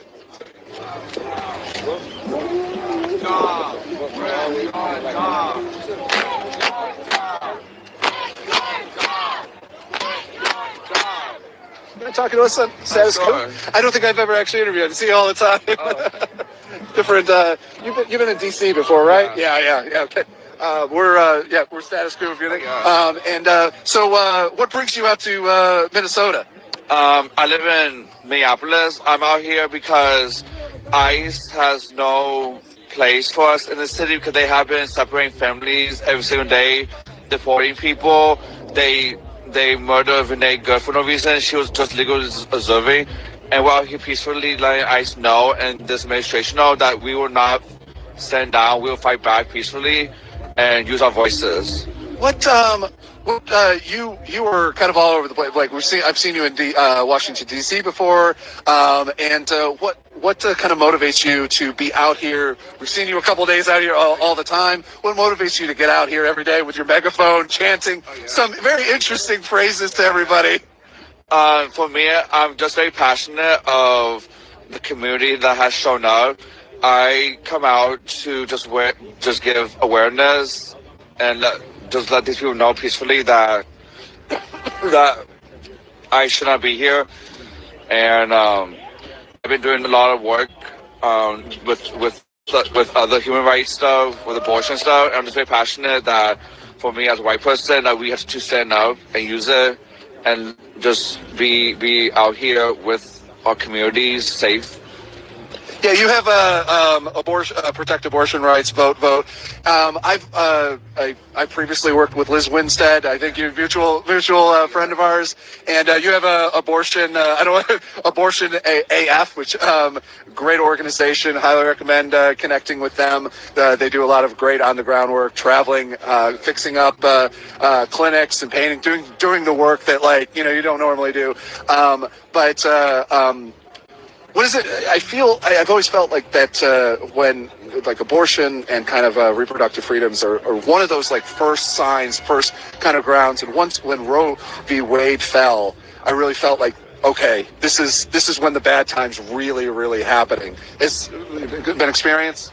For me, where I used to live, Colorado, it was a pro-choice state, which it is still, but we had MAGA people trying to take away. And then when after Roe v. Wade was overturned, I felt with I was kind of upset, but I knew that the time is now again to show up and have men that come out and support women, because this fight is for everyone. We need to protect all women because women are dying from these anti-laws, and we have to keep fighting so we can get Roe v. Wade back into law. You've been on the ground in so many cities. Your megaphone, like I said before. Do you feel safe? You feel okay? Because people know you when you come. They recognize your voice. I remember when we first walked over here. I was like, oh my God, he's here. You're here. And so what is that? What's your experience? Do you get targeted more? Do you respond? I have been targeted by the anti-choice movement mostly because I'm vocal about it. I've been vocal since I was in high school. Students of Life America knows who I am. these pro-life people out here. I'm on their list too. So. Yeah, they're on my list. I just have been attacked by them so many times because they don't like when I show up with account to them. But the safety out here, my safety is kind of good, but I don't. But when they're out here, the police out here just harassing us, showing borders and stuff, that doesn't keep us safe. And we need to have a mayor and a governor that needs to speak out way more than they have been, because this is a crisis now, and we need the National Guard to come out to protect us. Just a quick out, we could do a call together to, hey, Lauren Handy. She's a person who's she's with Students for Life, right? Still, or is she with she's with the yeah. She's the progressive. Yeah, her and Teresa Bukornak. They all hate me. They also like to collect fetuses in their homes, which is a legal thing. But anyway, sorry, very off topic, but I had to. We got somebody here talking about it. But do you have a message to anybody else? Anybody who like maybe hasn't like come out yet and are like, oh, I don't know if I want to stand out in the cold. For anyone who wants to come out, just make sure that you're with a buddy or with a crowd.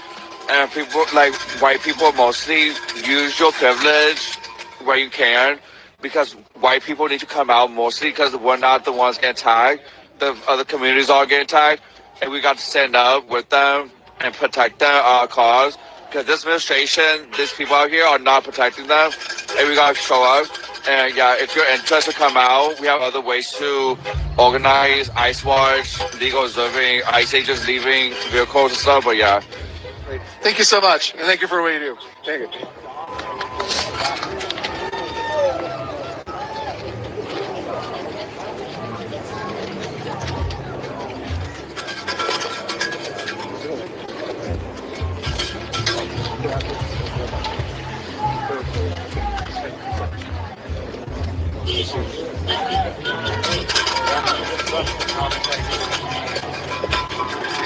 Don't move. No, see what's coming out. What? What's that?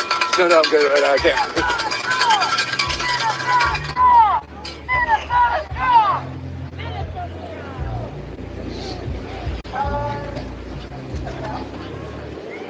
I think we might have the Lakota delegation coming out here. We have huge cheers from the crowd. They're coming out a little bit farther out in the streets.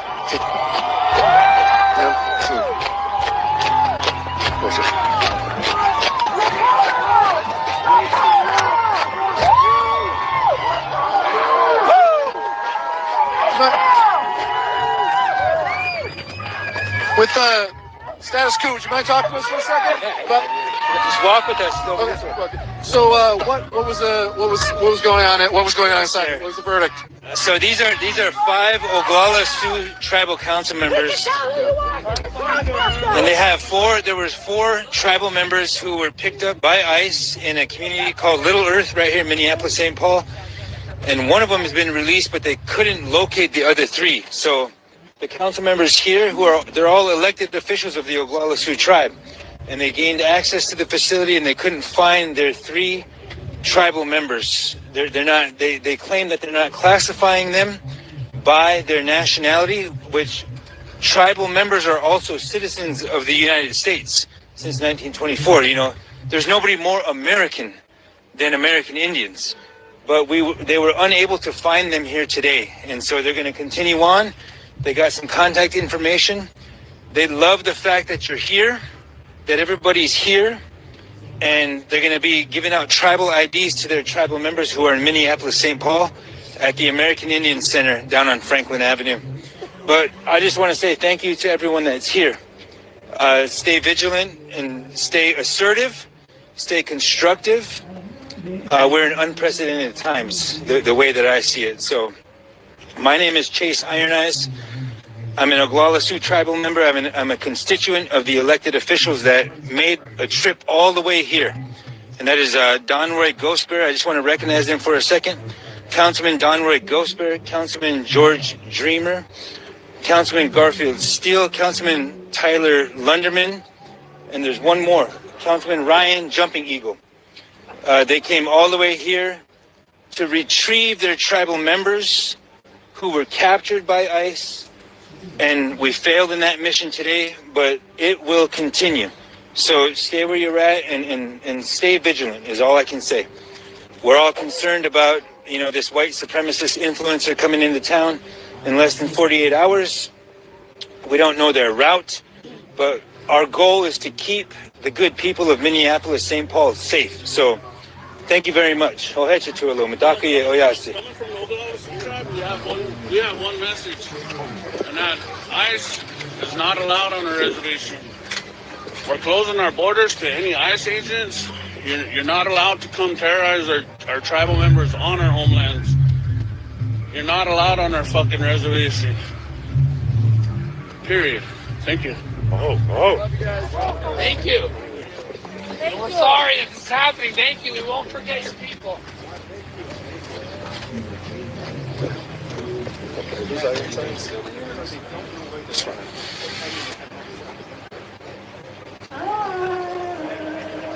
That was the Lakota delegation who went inside to try to find the three. Just move over. Don't get it. Three nation members pulled off the streets because they were homeless, and they obviously ICE has decided that anybody of a certain tone must be an illegal, even though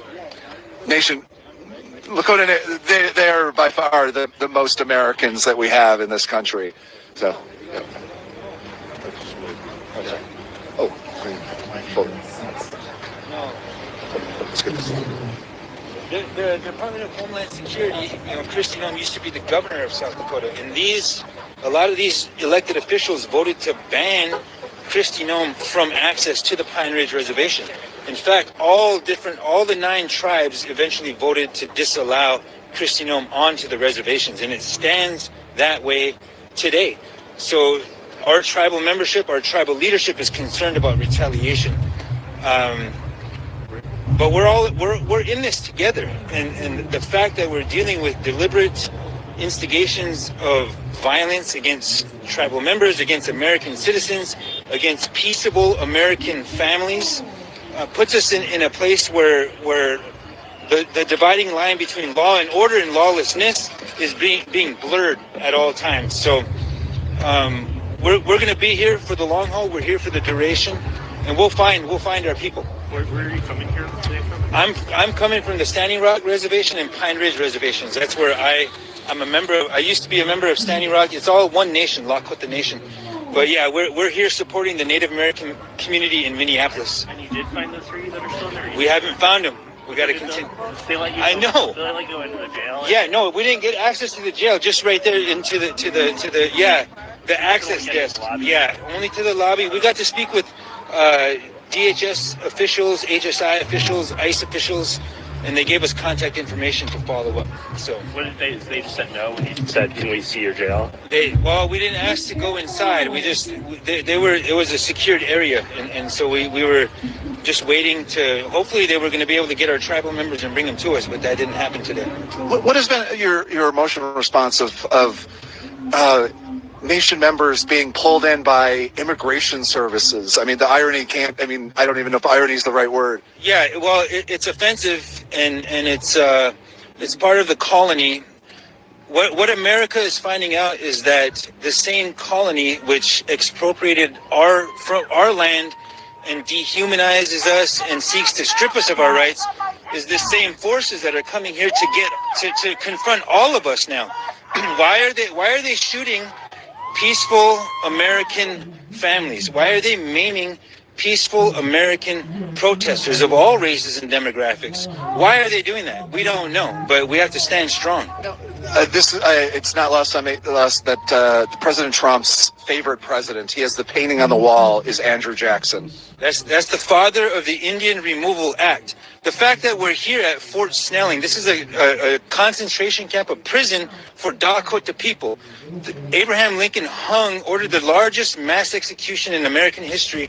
38 plus 2 Dakota people were hung here, right here. And so it's not lost on us at all. In fact, it seems like a deliberate jab at the soul of our people, But we also have relatives. They don't understand that we are America.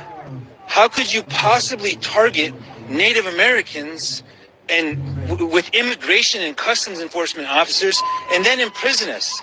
That is impossible. It's legally impossible to do that. But I got to run, my friends. I got to catch my ride. So, stay warm. Thank you. Thank you.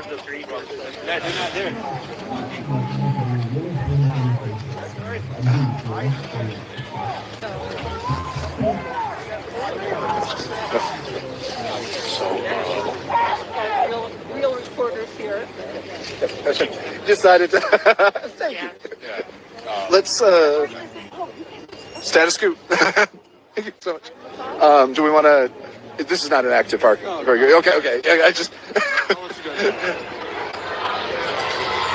That was a car with looks like ICE officers or federal officers in full camo and gear. So they just came back from a raid, likely. And I think one of the purposes, very quickly before we talk with you, is one of the purposes of this is, and a lot of these actions that happen in protests, is to keep them busy with doing things so that they're not out in the streets taking people from their homes.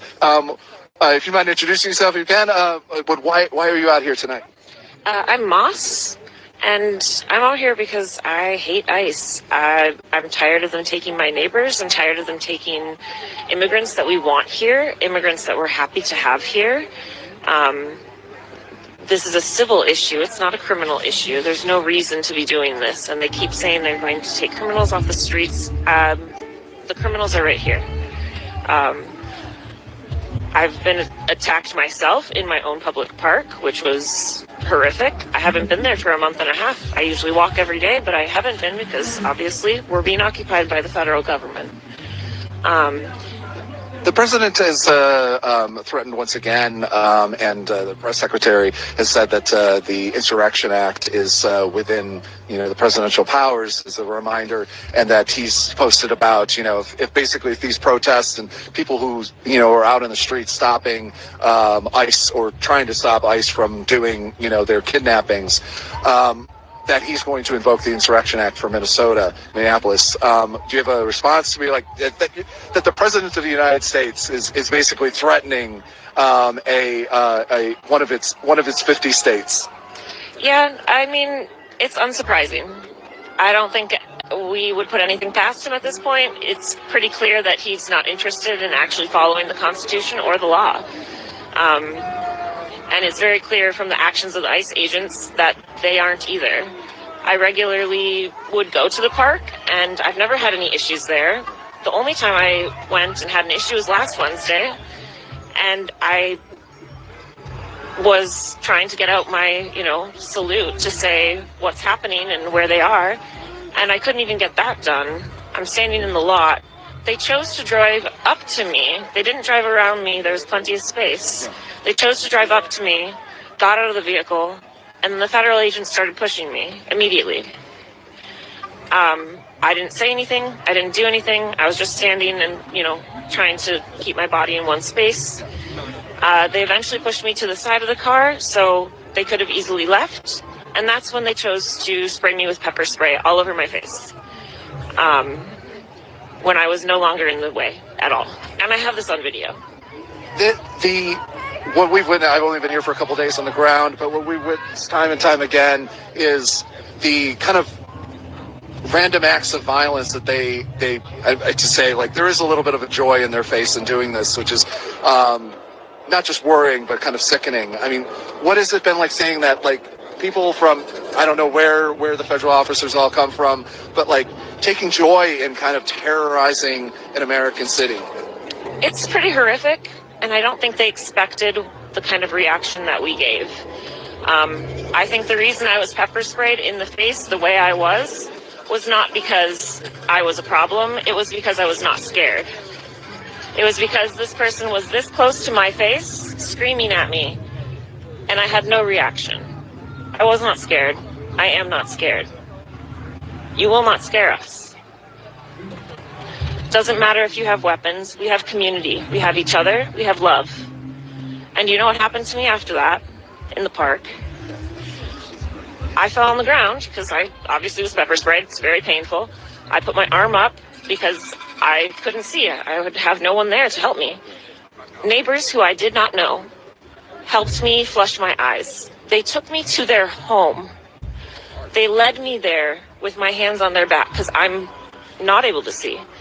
They helped me strip my clothes off of my body and remove chemical weapons from my body 20 minutes before I ever saw them. And that's the kind of community that we have here. Okay. It's the kind of love that we have here. And we deserve to be able to show the type of support that we have and the type of community that we're building. None of us are here trying to make things worse. We're all here trying to make sure that these people leave because they are the problem, and it's very clear. And hopefully you seem to be the solution to this problem. We're trying. We're doing our best. If you're not out here, come out here. If you're not comfortable out here, you can patrol. If you're not comfortable patrolling, we've got mutual aid. There are so many ways to plug in right now. There are so many ways to help your community and get involved. There's a lot of people here. There's a lot of need, and there's a lot of hands. So get those hands moving, please. Thank you so much. Thank you. Stay safe, please. Some of it.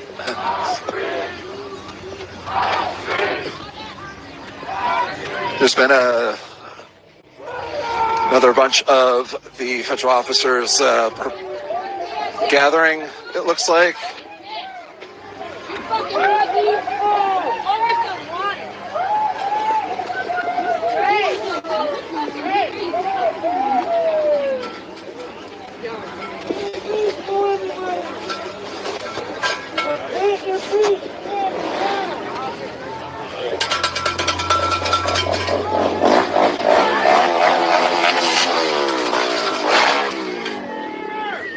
Fuck you, traitor!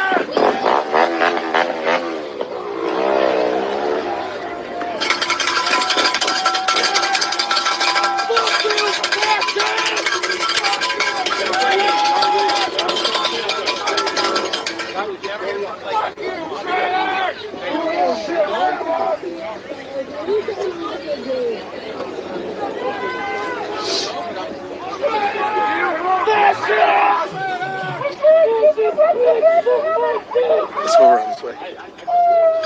Fuck you, not me!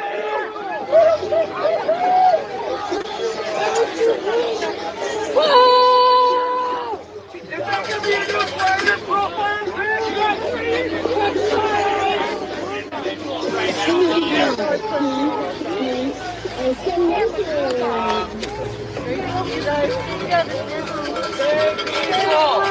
Stay peaceful!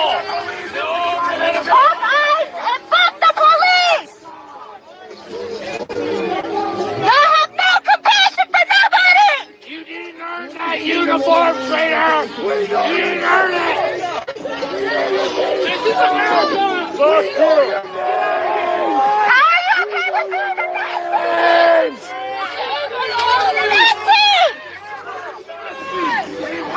These are our streets! Our street! Our streets! Whose streets? Our street! Whose streets? There's a large contingent coming by. They're probably coming in to knock everyone off again. Hey, dude.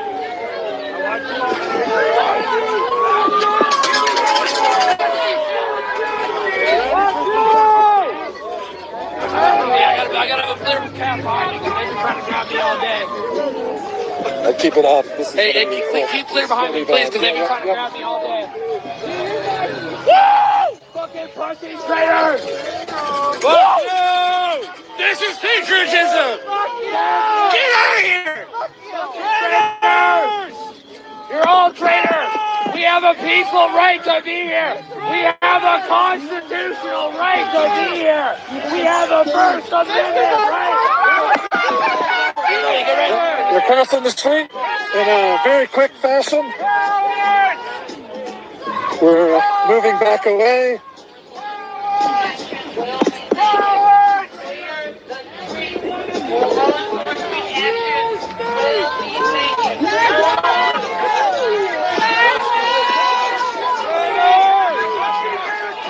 This is I think the largest showing that I've seen since I've been here. They're 3 or 4 deep.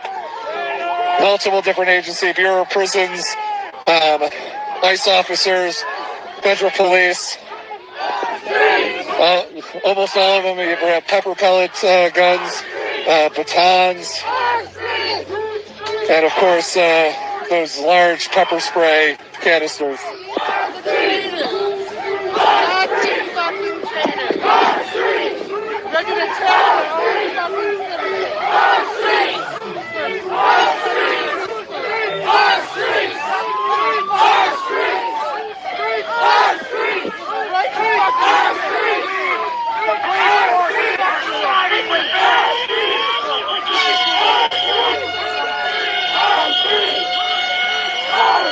I'm bigger than half y'all. Shit! Yo, midget! Who the fuck?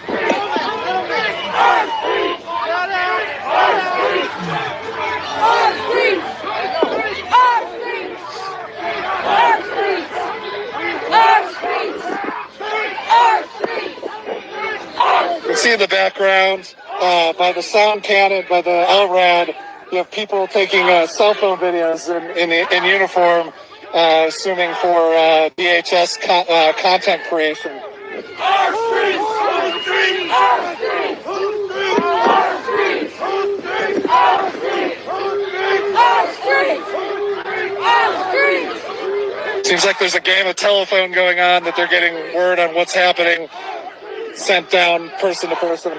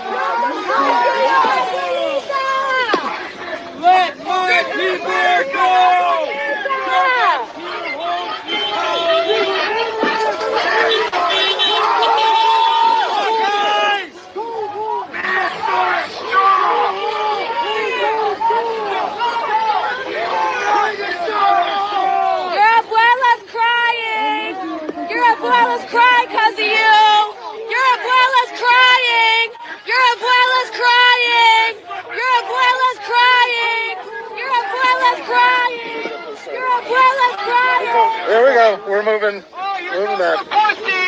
What's up behind you? Ice. Shooting on our protesters, aren't ya? Telling people to move. Not even addressing people. There's no use of the LRAD cannon. No movement.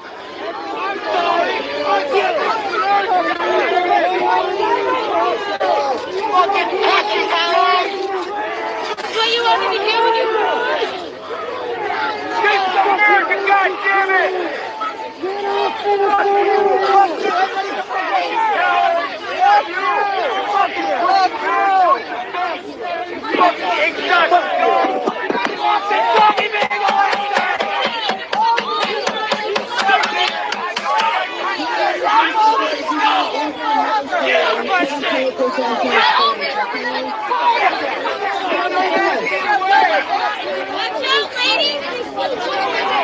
Do you know they're gonna deport your family? would be mad at you, my nigga. That's facts. Half of you are fucking Hispanic. You guys are fucking disgraces. Hey. Ain't look me in my eyes, my boy. Because you're right. Your ancestors not from here.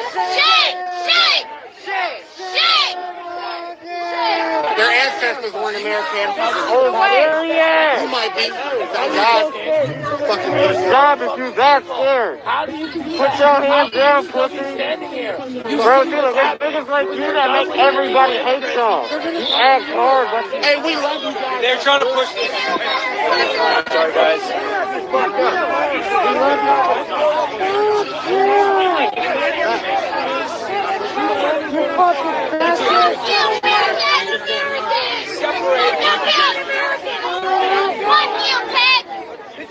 Fucking photo up! Show the media how they're actually. Yeah. We have CBS News, I believe, walking along, brushing across every single law enforcement officer. Oh, now we're moving back. I guess they got their press moment. CBS got what they needed, and now they're moving back.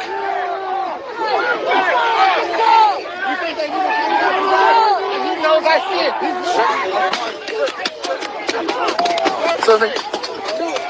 Oh, fucking scared! You fucking scared, you pussy coward! Color pellets moved.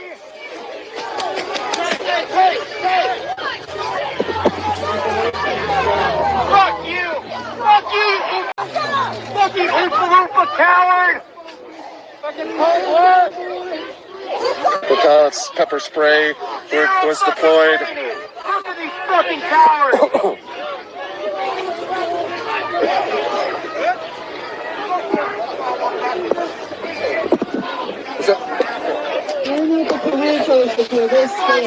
Fuck you, short fucking cunt!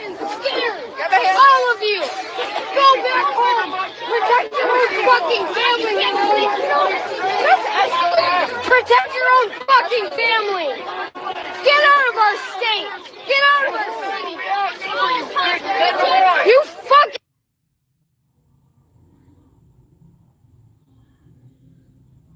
Constitutional right.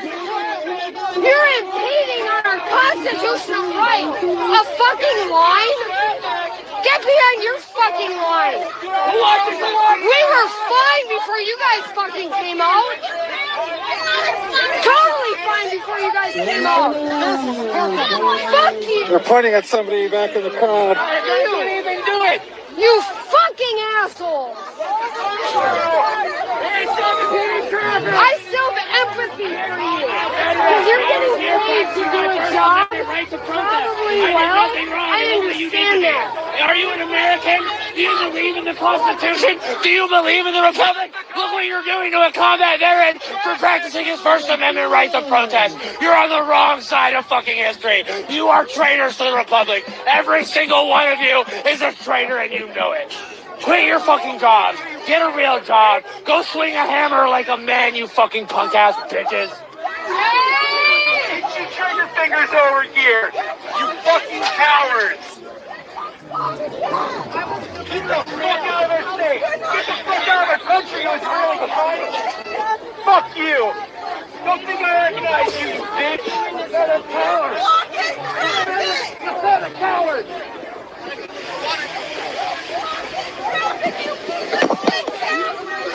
Fucking terrorists! You're on the wrong side! Professional educators right here! Yeah, fuck you, Blue Eyes! You little cunt! Don't think I don't remember you from last week! Your time's coming, bitch! How about you put down your fucking guns? We'll see who's the real man, you fucking pussy!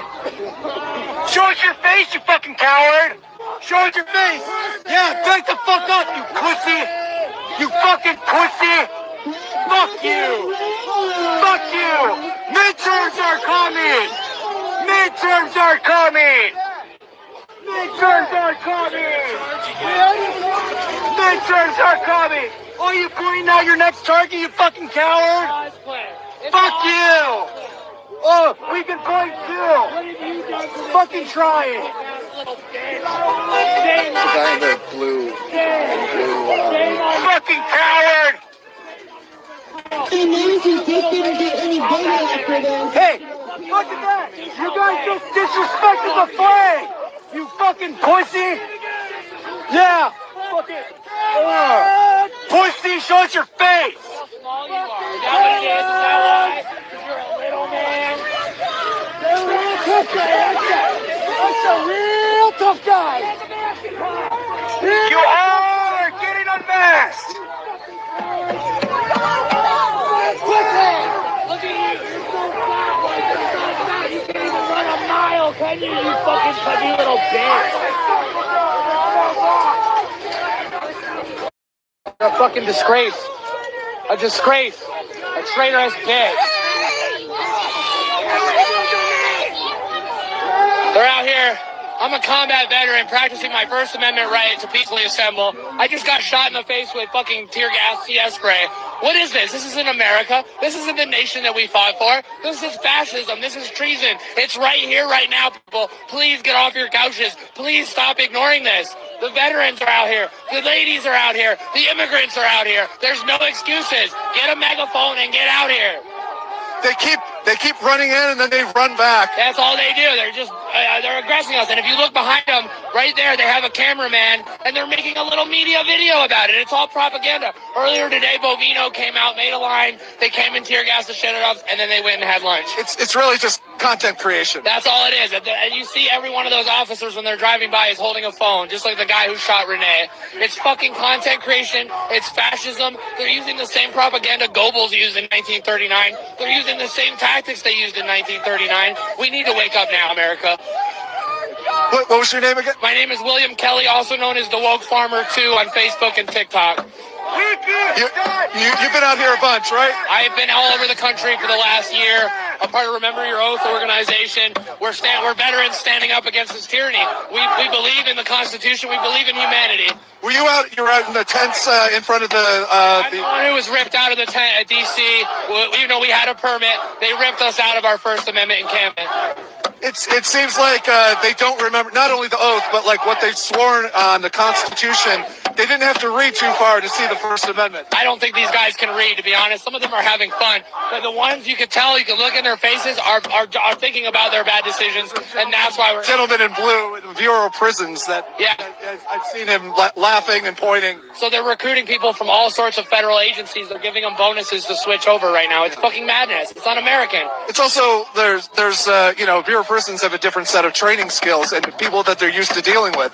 They have no crowd control experience. Look at them. When they came out, they didn't form a proper perimeter. They're just grabbing people for no reason. They didn't violate the law. They didn't break any laws. And they grab them, they drag them in there, and they give them a citation for blocking traffic? Are you kidding me? This is a Minnesota public street. We have a constitutional right to peacefully assemble. That's all there is to it. Do you think that, this is it's a financial thing, but it's just like, do you think this is a proper use of resources as the VA is defunded continually and I can't even get an appointment at the VA right now within a few months, but we're paying for this? What is this?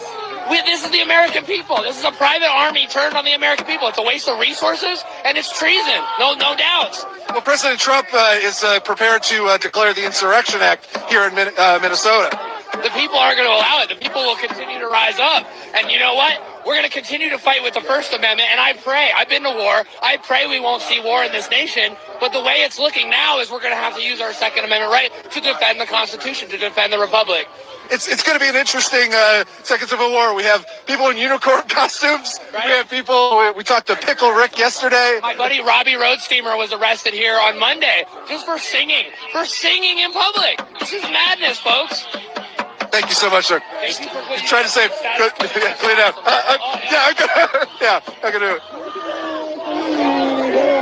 What's up? Get the fuck back inside, bitch. You ain't built different. We are. Please now. Can you guys get back to work? Wiki.iceless.is. You are being unmasked. Do you mind talking to us for a second? Sure. So you mentioned ICELess. What is ICELess? wiki.icelist.is. It's been a massive leak. They're all getting unmasked. And .is is based in Iceland, I believe. So not much the U.S. government can do about it. They did just try a DDoS attack it. Supposedly that was out of Russia. Trump's buddy. What you had an interaction where with the, I think it was the Bureau of Prisons guy with the blue sweatshirt, correct? Oh yeah, absolutely. He fucking maced me last week in the fucking eyeball. It's kind of interesting to see that, like, because if people have been here for a while, like, you have kind of personal interactions and personal, I won't say relationship, but, interactions with people that are continually out here just raiding and pulling people out and attacking. Absolutely. I'm out here every single night after work. Every day that I'm off, I try to get here by at least 2.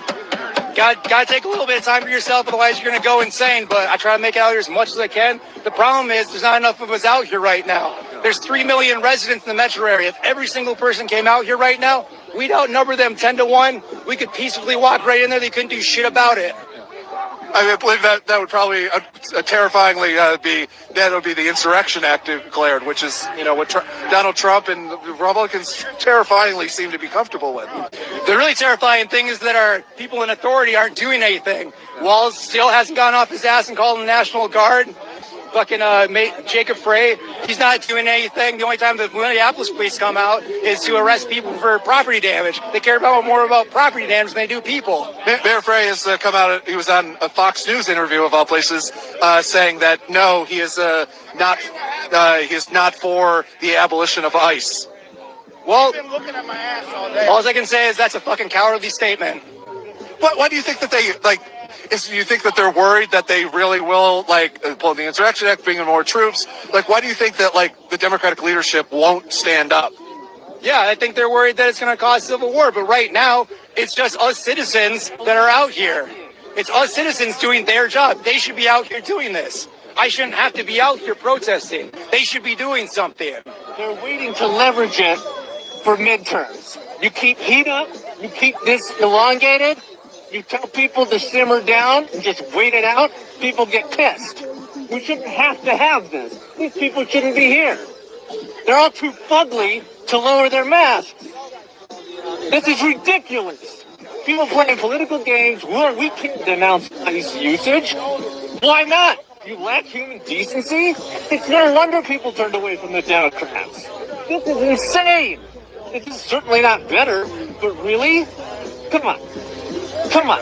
I was raised in the United States where the education system taught people how to dress themselves, count, identify colors, and have basic decency. That's gone. We're looking at the dropouts. God. Thank you so much. Thank you. I do want to note, though, the Hennepin County Sheriffs,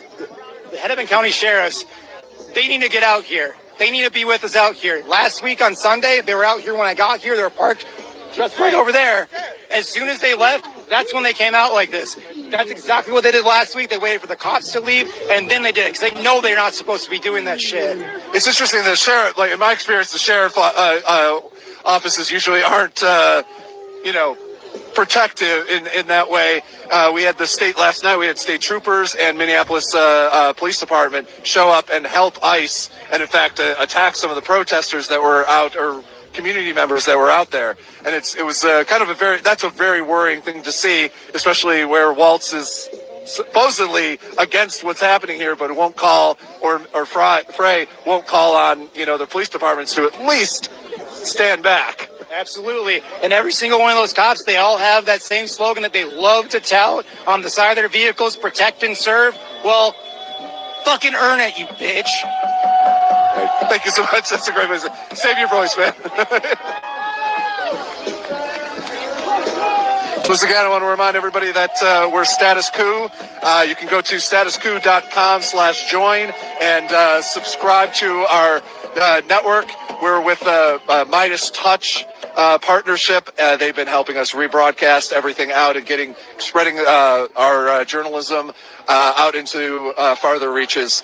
And again, you can subscribe at statuscoup.com/join, $5 a month, and help us get out here and hopefully clean ourselves off a little bit from the pepper pellets. I see on our cameraman here some, I think, a little bit of the dusting, which is something that, when we got just a little dusting. Yeah, that's the best we can kind of hope for. But yeah, thanks again. I gotta get going.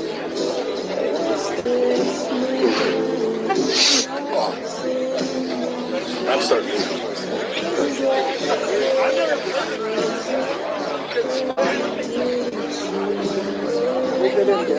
What's that? At least they didn't gas us. Yeah. Let's see if we can talk to the unicorn over here. I'm trying to remember. I think I asked her that she didn't want to. Let me just go through this.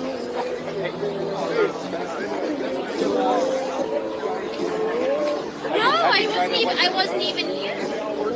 I'm sorry.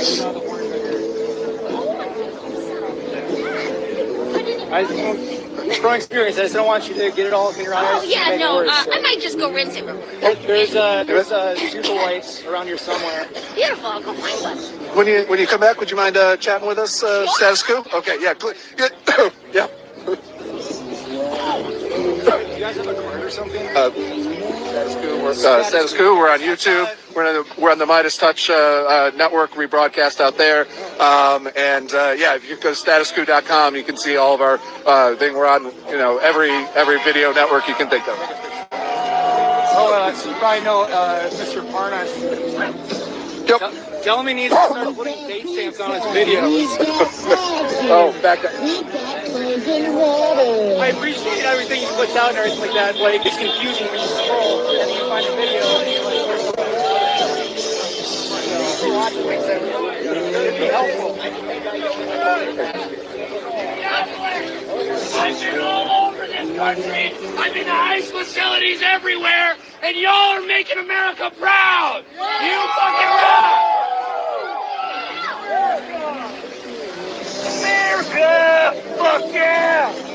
Coming again to save the motherfucking day, yeah. America, fuck yeah. So lick my butt and suck on my balls. Terrorist, your game is We're playful and a little bit lighthearted after getting pepper sprayed and attacked by law enforcement, police federal officers.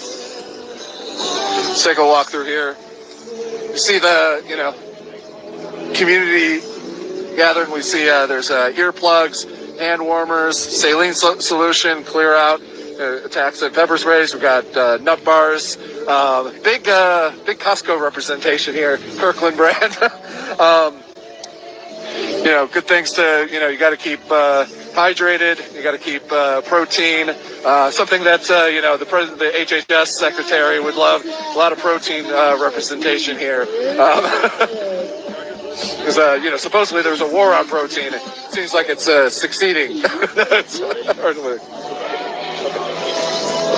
More membership push, wrap it up.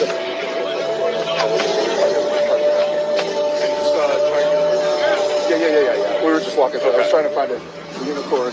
There she is. I just want to talk to her and then we're going to wrap it up.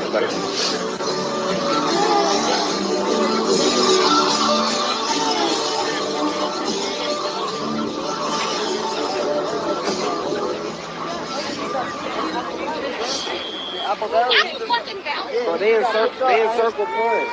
They do, yeah. I saw some guy get abducted from his fucking driveway in Fridley. Dude, my homie was 2 weeks away from having his permanent disability. Are you okay? You have some orange on you? I didn't even feel it when it happened, to be totally honest. It wasn't until we got out here and my eyes started stinging. Yeah. I don't want to get you hit by anybody. Woo! Fuck you, Sorry. So, unicorns are strong, mystical creatures, and you got we've seen you, and you seem to fit the bill here.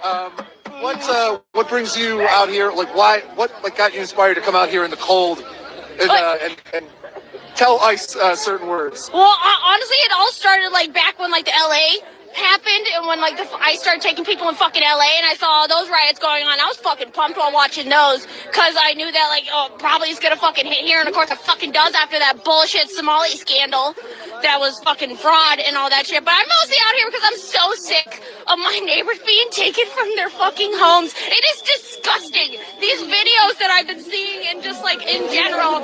I also have a friend in there right now that got arrested for protesting. The FBI and ICE tracked him down while he was helping a friend and they fucking took him. And I haven't heard shit from him since. So they don't have, you haven't heard like a 24-hour, within 24 hours, get a phone call, none of the normal kind of like law enforcement? No, I mean, I'll admit, like, we're just, like, really good friends, so, like, I just don't have his family's contact. I hope that his family's at least been in contact. I haven't heard any updates, though. But he's been, like, 24 hours over now. Yeah. So, I mean, they have been pulling people out of the crowd. Usually it's a kind of somewhat of a quick turnaround of people going in and processing, questions asking for their citizenship. What is that like? Day after day, basically, they do this kind of like ritualistic raid, pull out somebody, and then come back. It'd be a lot more devastating if we didn't see this. Every fucking day we're coming out. Every fucking day the crowds get larger. Every fucking day we're less ready to put up with it, especially since our state representatives aren't doing shit. So we have to take care of ourselves. Who protects us? We fucking protect us. Yeah, Mayor Frey has said that he is against abolishing ICE. Yeah, he's a piece of shit. He's on he fucked up during George Floyd. He's fucking up now. Just because he said fuck on TV doesn't mean jack shit, motherfucker. We're still fucking suffering out here. Get on the fucking lines with us. How about that? I gotta say one thing. We recorded live and they shot us with them pepper balls and my fucking Facebook Live already got deleted. That's crazy.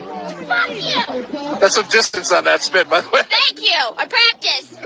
You've got some orange on you. What is that? I'm guessing it's the fucking tear gas. I didn't know what color it was. I've never worn white to one of these things. I think there was or the pepper. It was probably the pepper balls. Because this motherfucker was like, I was standing right here, and this motherfucker was shooting pepper balls at our fucking feet. Like they're all like fucking intimidating their little cosplay outfits. It's fucking bullshit. It's fucking bullshit. Stop kidnapping my fucking neighbors. We are a land of fucking immigrants. We are a country of fucking immigrants. This is fucking bullshit. Dave, we spoke to members of the Lakota Nation, and that we're trying to find their members that are somewhere in the system that were pulled from the streets. I heard about that. Where the fuck are they gonna go? Where the fuck are you gonna send them, dumb shits? They're fucking Native Americans. What? Oh my god. Okay, sorry. I need a minute. Hang on. All right, I have to get the energy out, otherwise I can't talk. Fort Snelling was originally built. Come in too, Jordan. Yeah, you don't want to be on camera? Okay. Okay. But yeah, I don't Fort know Snelling. Yeah. the history of Fort Snelling. But they're detaining natives where that was originally settled, and they first detained Native Americans back in the 1800s. It's fucking messed up that our indigenous people are having to fight for their people to get out. They're homeless people. They're citizens. They're citizens of our country, and the fact that they're being detained is outrageous. It's original citizens. Thank you. The fact that they're being detained right now is atrocious. It's sad. Like, they deserve better. We fucked them over too much. There's never been a treaty that our country has upheld with indigenous people. It's about damn time. Sorry. We just got the Fort's not right around the corner from here. It's part of the historical. Yeah. It's just nasty. They've already proven that they're fucking racial profiling, and it just infuriates me. It infuriates me, and especially since, like, I guess can I say something? To just like my fellow white people, I fucking get it. Okay, we didn't fucking realize how fucking intense this was until like 5 years ago when George Floyd was fucking killed. But at this point, get the fuck out here. Fucking do something. Do it monetarily. Do it voluntarily. Do something to help the people of color, because they've been fighting this battle for fucking centuries. All right? It's about time that we fucking step up. Otherwise, why even bother coming out? Why even bother fucking being here if we don't fucking care about our neighbors? Why the fuck we're here? And ICE can get cancer. It's a great thing. That's a great. You have can you just go into more detail, like on how white people can't people across the country can get involved and get prepared for if this is coming to their city. Hey, start forming signal chats now. Start forming them now. Start talking to your neighbors now. Start forming groups now. I'm sure that there's a ton of like the one I oftentimes participate in is the PSL National or the PSL Twin Cities here, which is oh boy. I'm gonna get shamed. It's a socialism organizational group. I'm sorry, I can't remember the socialism. Okay, here. Okay, but like start getting your groups together. Start letting your neighbors know that you're a safe person to be around. Start getting ready, because if we can't fucking stop this now, it's definitely getting everywhere. It's already everywhere. It's already everywhere. Fuck you.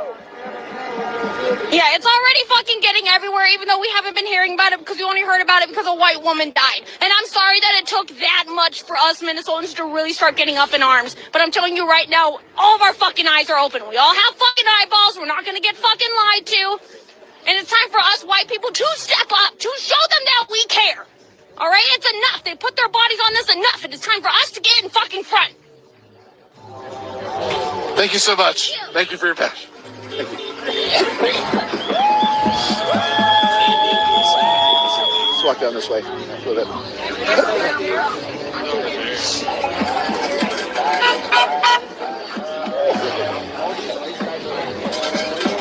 Hold that side.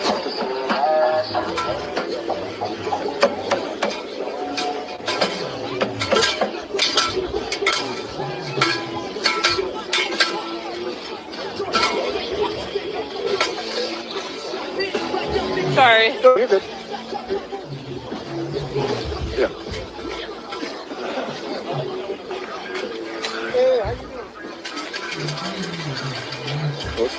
Alright, you can wrap it up.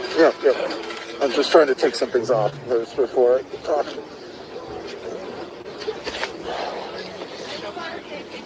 What you're doing. I've been watching your stuff every day, and I just really deeply appreciate it. Thank you. Thanks so much. Yeah. We appreciate that. Yeah. Do you mind if we talk to you for a second? Yeah.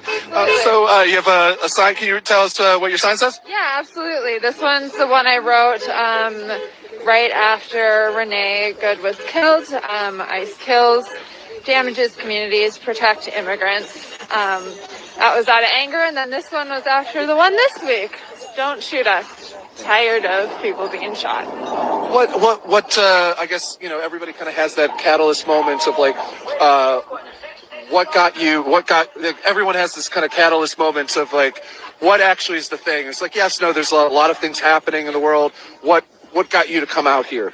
Yeah, absolutely. Well, I've been really pissed about ICE for a little bit.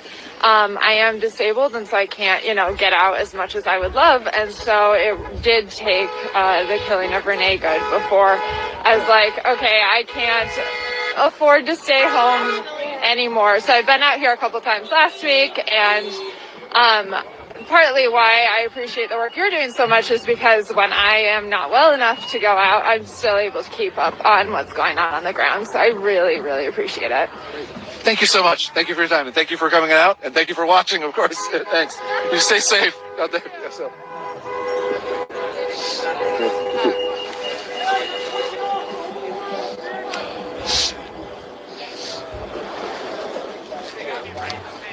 Stay safe.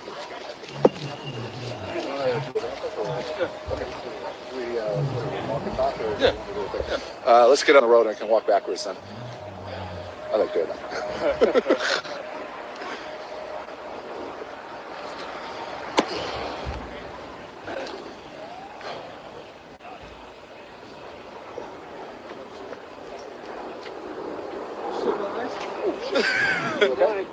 Oh, you gotta go straight around.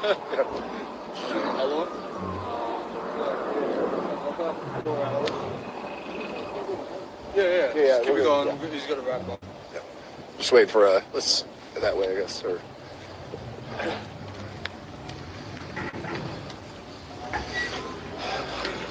so we're gonna walk back. So we're going to wrap up our coverage for live right now. Probably not our coverage, and we'll always be tracking throughout the city ICE's comings and goings and kidnappings and raids. We've witnessed a handful of arrests, the pepper sprays.